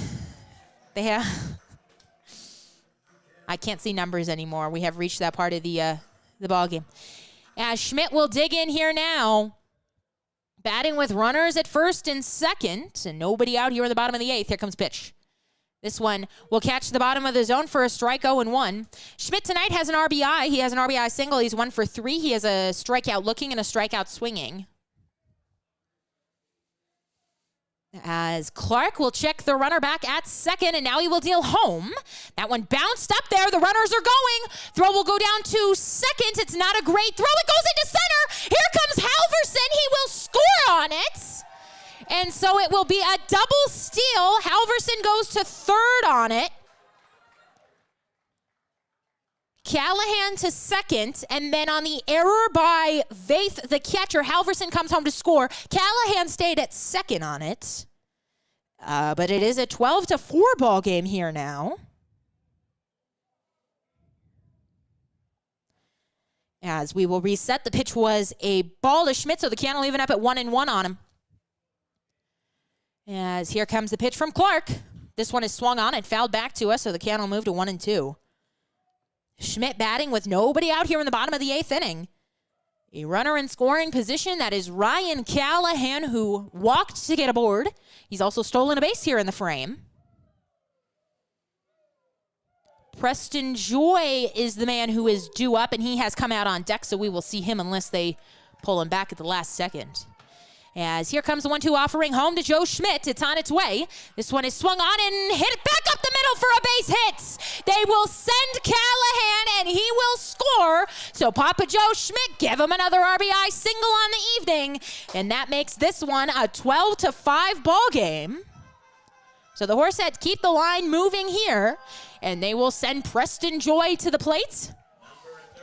Joy is 1 for 2 on the ball game. He has singled, grounded out, and also been hit by a pitch. And he bats here now, bottom of the 8th inning.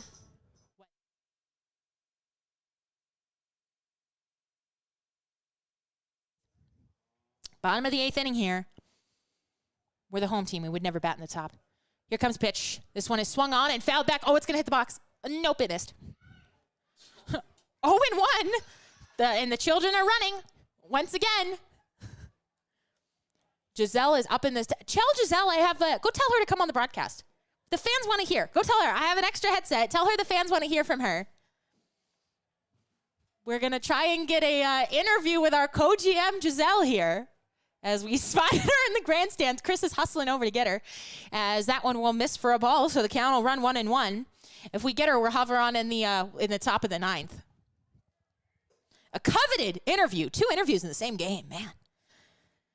Here comes the 1-1 offering. This one misses outside, and I stop by the catcher. He keeps it in front of him, and that will stop Schmidt from advancing. As Andrew Hates, nope, it's Zion Springer, excuse me. Zion came in defensively, so he is the man on deck. As Joy ahead in the count, 2-1 with a runner aboard at first. Here comes pitch.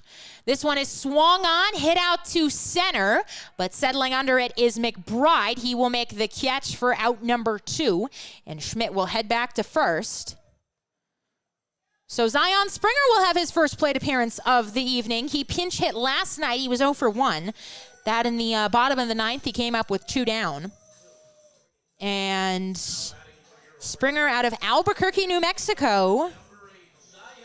did not make the road trip, and his mom was asking about him, so here you are, ma'am. He is at the plate now, as the Horseheads have 2 in here in the bottom of the 8th. Batting with a runner aboard at first. Here comes a pitch. This one is too high for a ball. 1-0 the count will run on Zion. What'd she say? What'd she say? We get to talk to Giselle on the broadcast. This is so exciting. You folks, you're in for a treat. We'll talk to her about the raccoons. As here comes a pitch. That one, a strike on the outside corner, 1-1. We had Abby, who is her 6-year-old daughter, on the broadcast before. So it is fitting we get her on. We'll give you a headset one day, and you can mumble 2 words. He's shaking his head. Here comes 1-1 pitch to Zion. This one, a strike at the bottom of the zone. Springer batting, bottom of the 8th inning.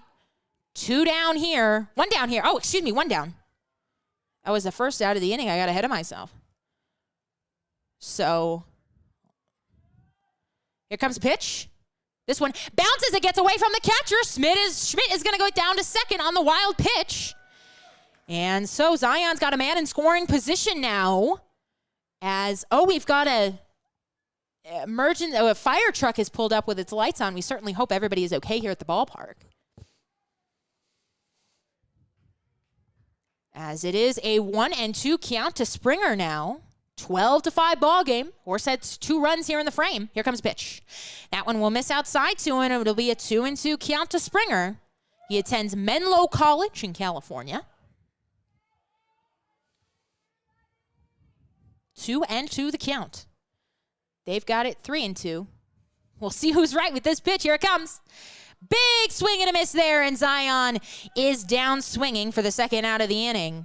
And it will send Harris back.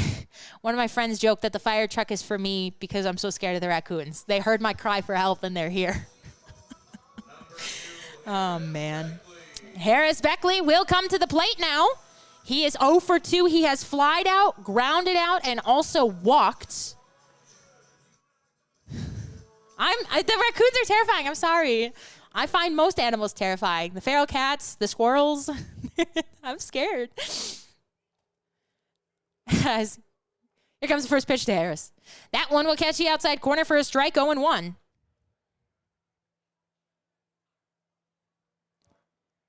Hi, Hannah.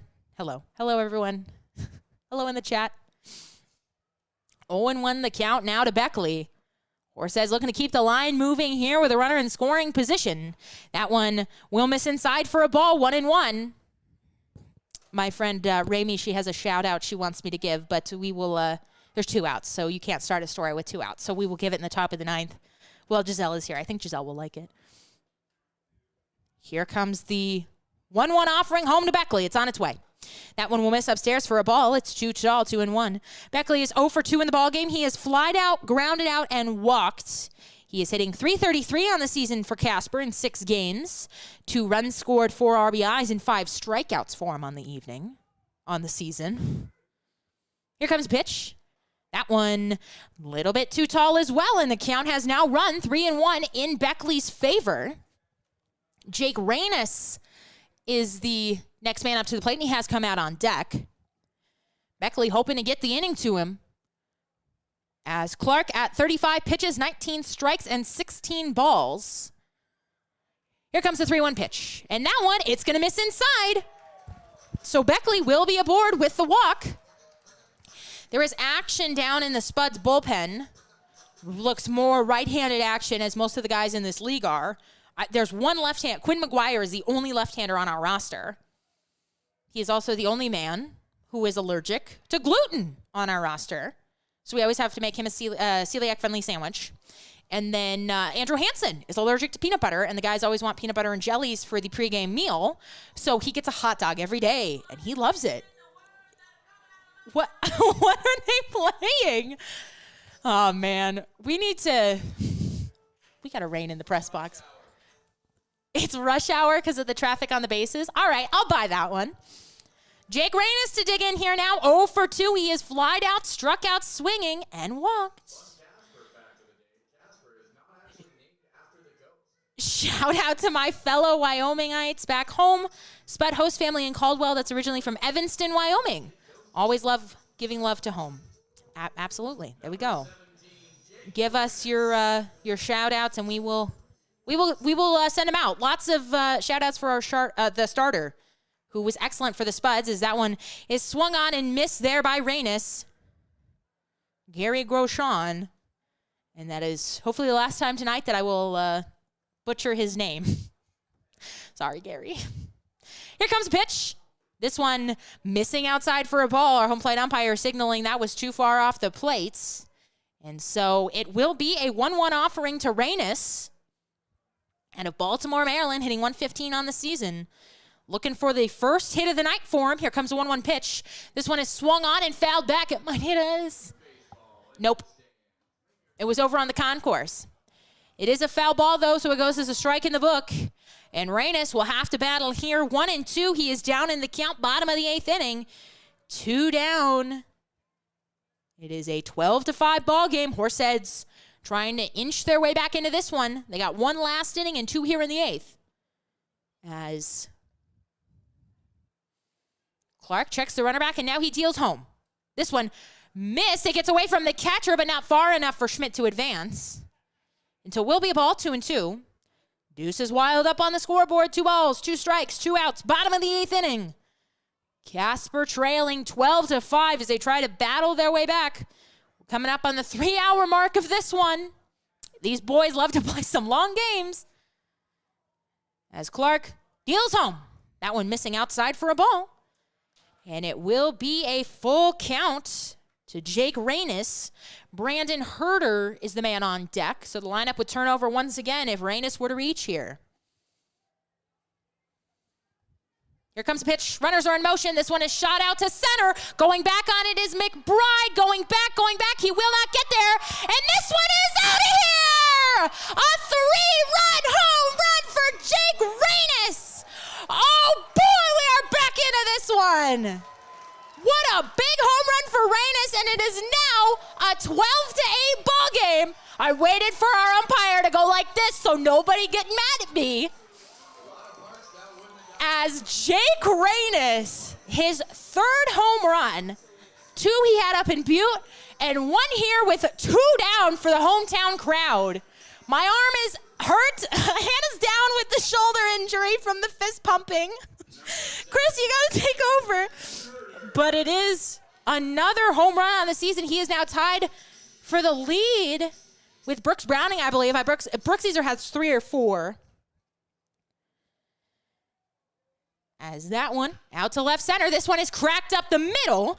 Denny is there, and he fires over to retire Herder. Gotta catch my breath. Here we go. 5 runs in for the Horseheads here in the bottom of the 8th inning. It is now a much closer ball game. Just 12-8, the Spuds lead.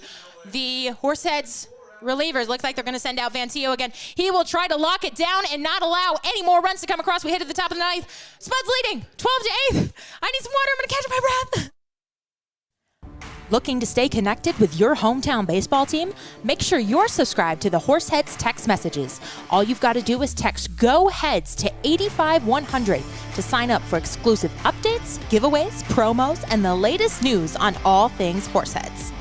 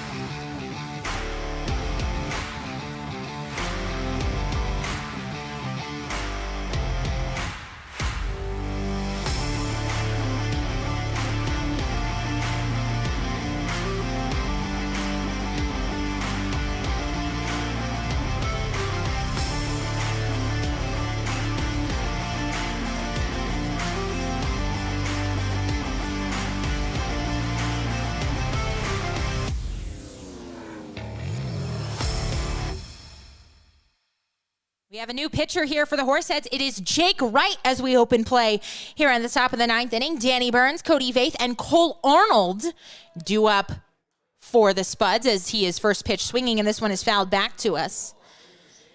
Jake Wright coming in relief here. Wright is...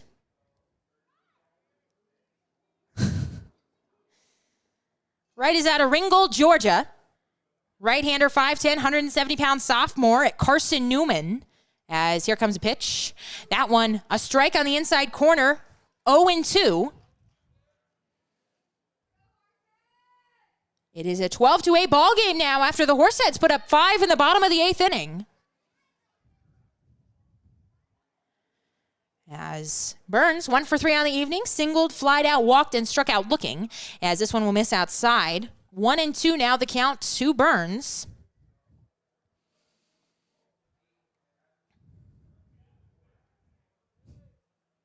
Shout out to the Wright family up late in Georgia. Absolutely.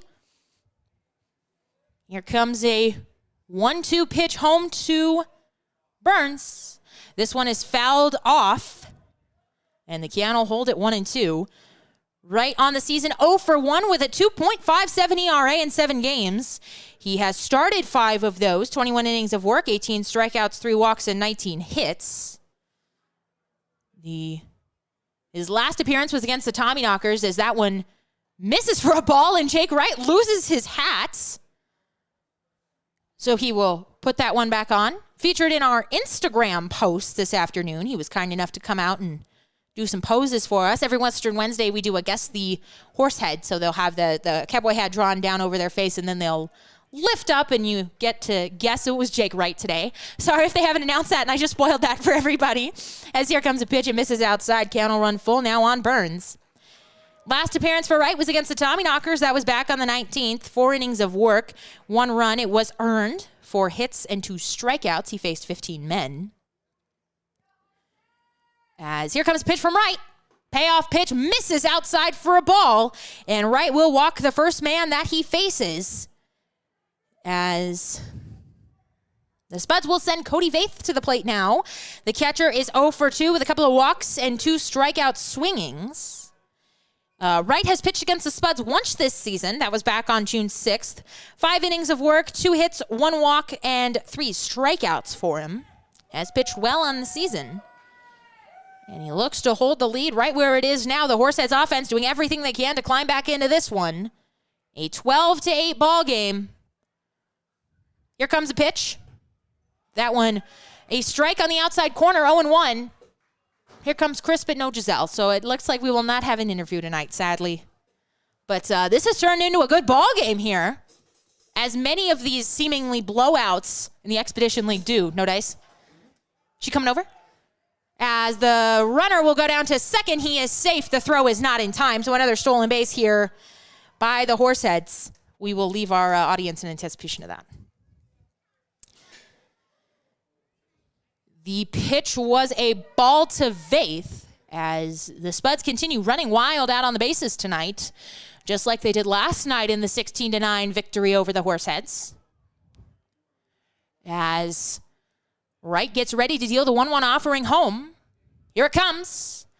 Big swing at a fastball upstairs, and Vaith is down in the count 1-2.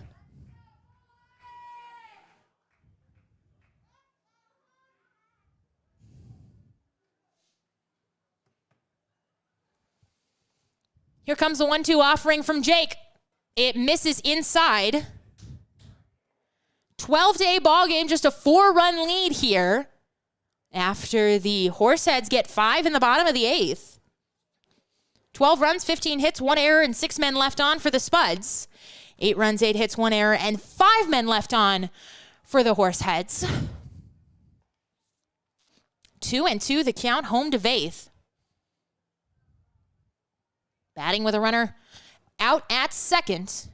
Wright looks in for the sign. Checks the runner back. And now he gets ready to deal home. Here comes the 2-2 pitch. Swung on and missed. And down on strikes is Cody Vaith. For the 3rd time this evening, he is down swinging. And it will be Cole Arnold The next man to the plate, 2 for 3 with a double, a single, a fly out, and a walk. As there is action down in the Spuds bullpen. More right-handed action, you guessed it. As Arnold will come to the plate, the number 9 man for the Spuds. He is batting with a runner out at second. In the top of the 9th inning with 1 down, Canyon County's lead has shrunk here. It was 12-3. It is now 12-5, thanks largely in part to the 3-run homer by Reynes in the bottom of the frame. As Wright will look in. He is at 12 pitches, 6 balls, 6 strikes. 1 out here in the top of the 9th. As here comes a pitch. This one will miss outside for a ball. 1-0, the count runs on Arnold. He is out of Livermore, California, 5'10", 185-pounder at Chico States. In 18 games, he is hitting .261 for the Spuds. As here comes the offering to him, and that one will also miss away for a ball, 2-0. 15 runs, 5 doubles, 16 RBIs, 19 walks, and 14 strikeouts. In his last game, he was 1 for 4 with 2 runs scored, a double, an RBI, a walk, and a strikeout. That was last night. And versus Casper, he is 3 for 10 on the season with 3 runs scored, 3 driven in, 5 walks, and 2 Ks. As Wright deals a 2-0 offering home, and it's right down the heart of the plate for a strike. Count will move to 2-1. Looking ahead to the bottom of the 9th, it'll be Girardin, Halverson, and Callahan due up for Casper. But once again, we could easily see changes to that as here comes a 2-1 pitch. Off-speed pitch that fooled Arnold, had him out in front, and he went swinging. And it will be a 2-2 count to Arnold as Wright is battled back to not the count at 2. Burns the man out at second, 1 down, top of the 9th. Here comes a pitch. Another swing and a miss. Oh, they say he got a piece of it. He fouled it off, but Zion held onto it. So he will be down on the caught 3rd strike. And it will bring up Ronnie McBride, who is 2 for 5. A ground out, a fly out, a single, a double, and another ground out. So he has had a good night. As Wright looks to retire him here, Burns is the man still out at second after he was walked and then stole a base. Oh, we had a pinch hitter, so that wasn't Cole Arnold. It was Mark Taylor. So we apologize for that. But regardless, he was down on strikes. As here comes the pitch from Wright. That'll catch the outside corner for a strike. 0-1 the count to Ronnie McBride, who bats here, the leadoff man for the Spuds this evening. As here comes pitch to him. This one is swung on and hit out to center, but not deep. Moving in on it is Reynes, still coming, and he will settle under it and make the catch for out number 3. All right, folks, you know what time it is. It's rally time here in Casper. Get your rally caps on. We'll put the, give me the hat. We'll put the cowboy hat on in rally fashion. And I can't do it. But we are looking for a rally here tonight. The Horseheads need 4 to tie and 5 to walk it off. Spuds lead this one 12-8.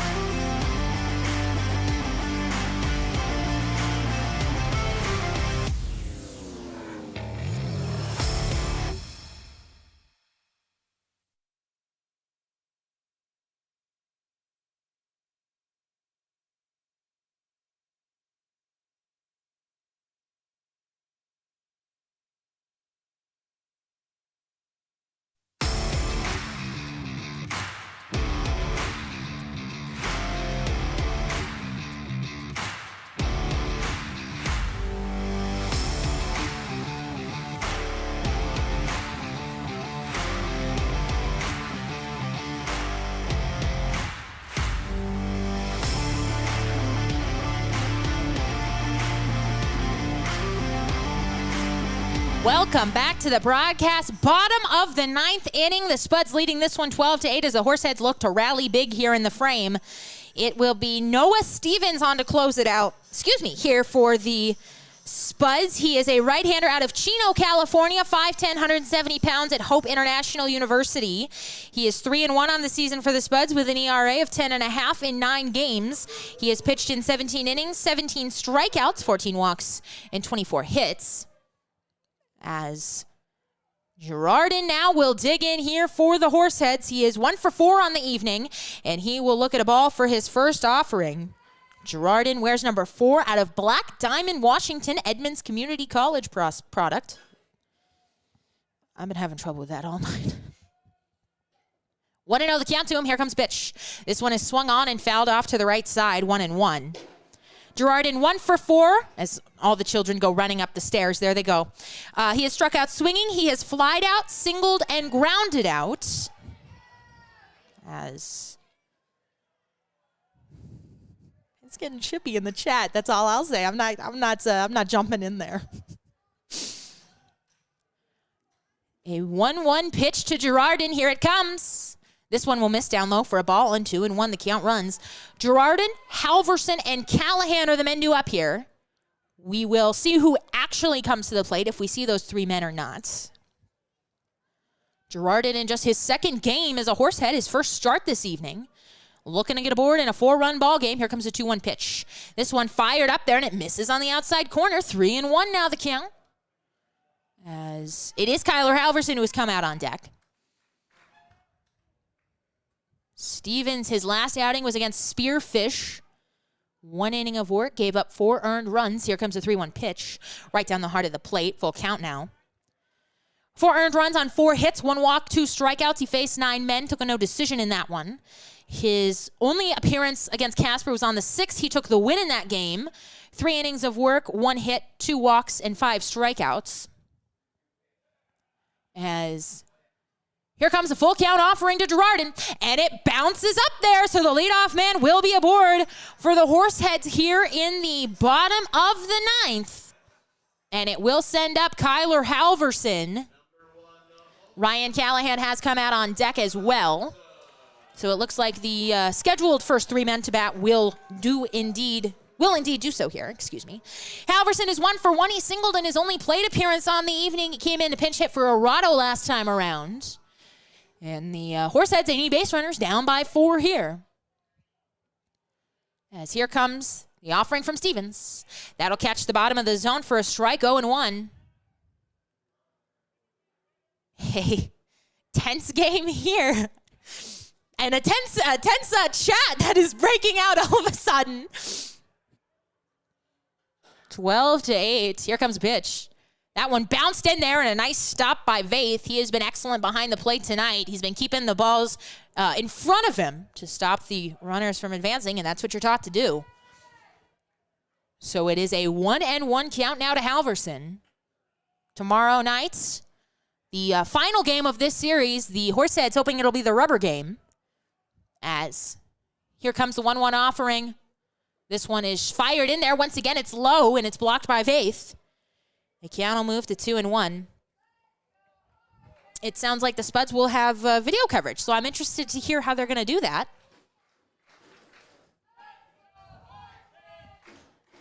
As here comes the 2-1 pitch on its way. And that one will miss for another ball, 3-1. Hannah, please give Chris a hug for me after the game's over. Absolutely, we will give Chris a hug. Sherry Pearson says, battle Horseheads. She's right. She's right, folks. Here comes the 3-1 offering. Stevens checks the runner at first. Here comes a pitch. This one is swung on and fouled back, so the count will run full. 3-2.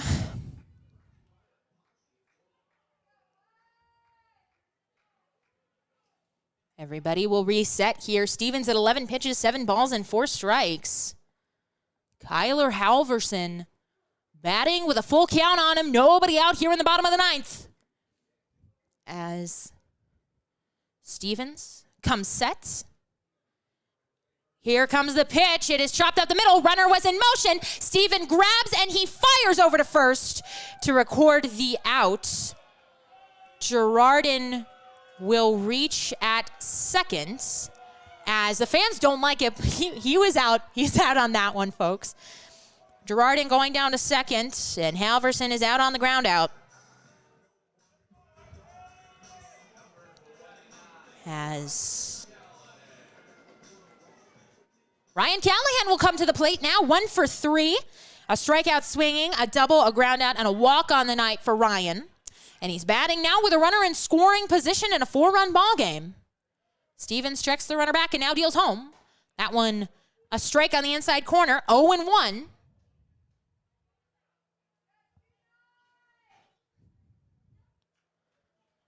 Girardin, the man out at second. Just about 10 o'clock here, local time, another long one. As Stevens deals the 0-1 offering home. This one on the outside corner. And so Stevens moving in and out here, and he picks up the first 2 strikes on Callahan. Joe Schmidt is due up here. As Stevens checks the runner back, deals home. This one is fouled back to us. Almost cleared the screen once again. And that is not Joe Schmidt this time. I am 100% certain. I think that's Brooks. We will see. Nope, 36. We will find out who 36 is because he has come out on deck. That is that's a new number for me. As it is not listed. Here comes pitch. This one is sent out into left, and this ball is going to get down for a base hit. They will hold the runner at third. But a big base hit for Ryan Callahan. He was down 0-2 in the count. He battled, and he came up with the base hit out to left. So now the tying run comes out on deck as we will find out who this is. The mystery player wearing somebody else's number.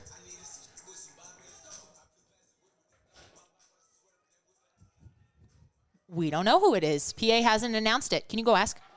Can you go ask who's batting? I think we're trying to figure that out for you.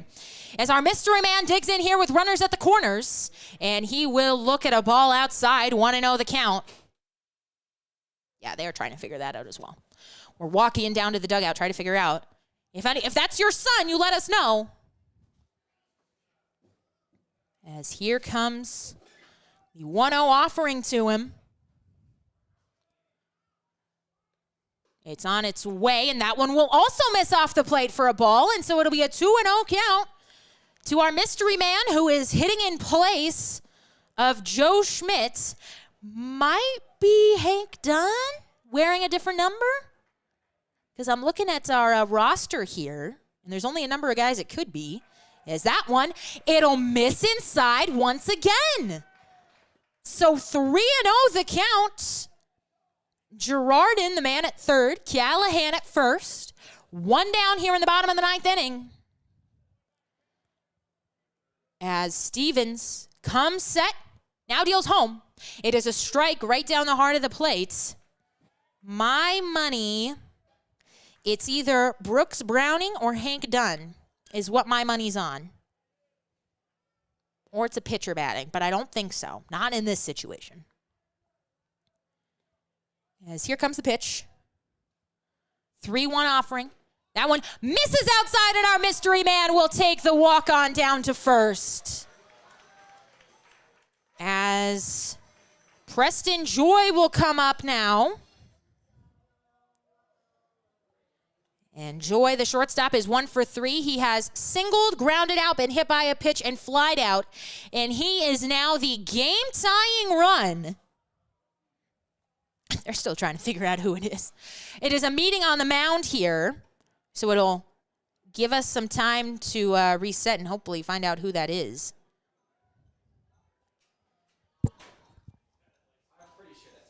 It's either Brooks or Hank Dunn. I called it Brooks. It's Brooks. It's Brooks. It is Brooks Browning. Our mystery man is confirmed. I don't want to say that I called it when he was walking up, but I did call it. So it is Brooks Browning who was aboard at first after he walked. He pinch hit for Joe Schmidt. So we did see all three Casper guys tonight.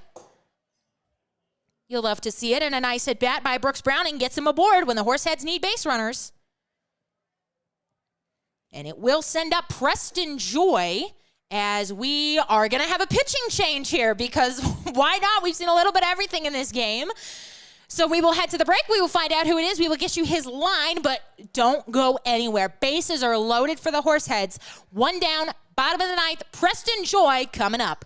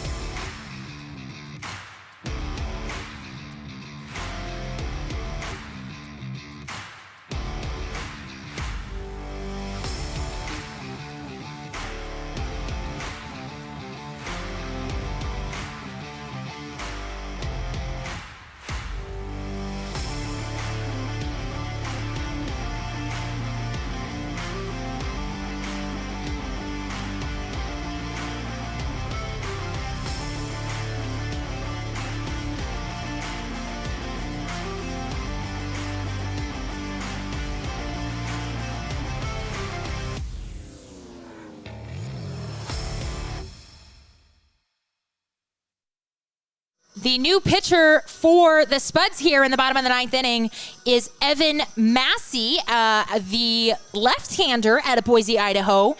Listed as 6'7", 225 pounds. That's Aaron Judge numbers there. 0-1 on the season for Canyon County, 32.40 ERA in 2 games. He started 1. He is also out of Edmonds Community College, so a teammate of J.J. Girardins, who is aboard at third, Callahan at second, and Brooks Browning at first for Preston Joy, who is the tying run in the ballgame, and he will look at ball 1 downstairs. 1-0 the count to him.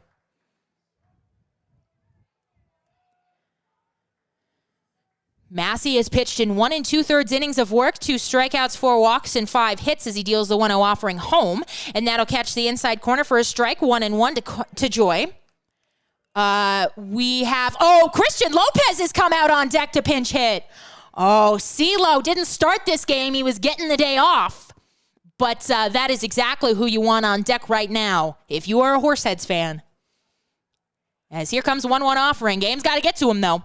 That one misses upstairs for a ball. 2-1. Massey does have 1 appearance against Casper. That was the loss. He went 2/3 of an innings, allowed 6 runs. 5 of them were earned. 4 hits, 3 walks, and 2 strikeouts. Here comes a 2-1 offering. Swung on and fouled off. Count will run to 2-2. This was once a 12-3 game, and we talked about it, how the Horseheads, they were still grinding out at bats. They were still looking good at the plate. And then Jake Reynes coming up in the bottom of the 8th, a 5-run inning. He had 3 of those on the 3-run bomb. And now, tying run is at the plate. 2-2 pitch. Here it comes. Swung on and sent. It's a foul. He caught it. It's a double play. Oh, man. It was a line drive. The first baseman caught it. And Browning, he was leading, and he got picked off. You know what? The Horseheads turned a double play like that earlier, and so now the Spuds do it to him here in the bottom of the 9th inning. What a way to end this game. As Christian Lopez, he will not get a plate appearance here as the Spuds take this one. Oh, man, 12-8 is the final here. The Spuds take the series. They made it interesting, folks. They got my heart racing on that last play. But the Horseheads, they do fall here 12-8. Don't go anywhere. We will be back with the postgame.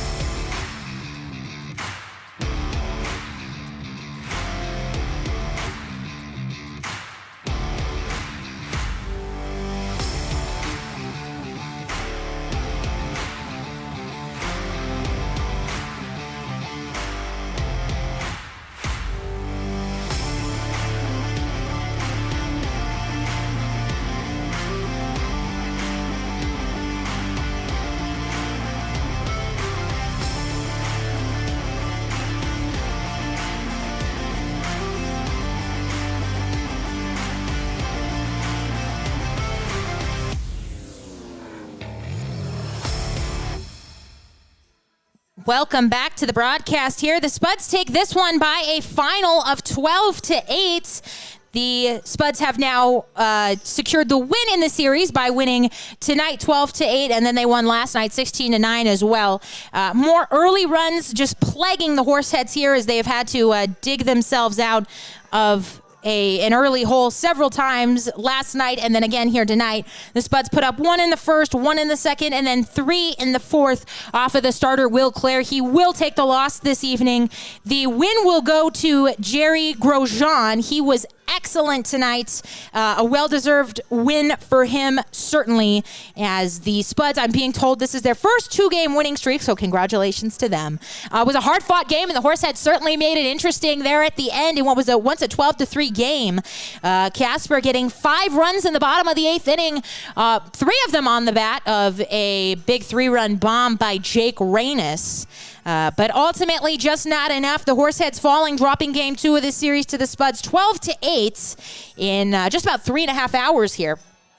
The Spuds 12 runs, 15 hits, 1 error, and 7 men left on. The Horseheads 8 runs, 9 hits, 1 error, and 7 men left on. We certainly hope you will join us tomorrow night as first pitch is at 6:35 as the Horseheads look to avoid getting swept here and look to salvage game 3 of this series before heading up to Canyon County to face the Spuds for 3 more games up in Caldwell, Idaho. We will have coverage on YouTube and Mixlr, as well as always live tweeting on Twitter. But for now, that is the game on the evening. 12-8, Canyon County wins this one in a hard-fought battle by both teams. A fun, excellent baseball game, I will tell you that, a fun one to call.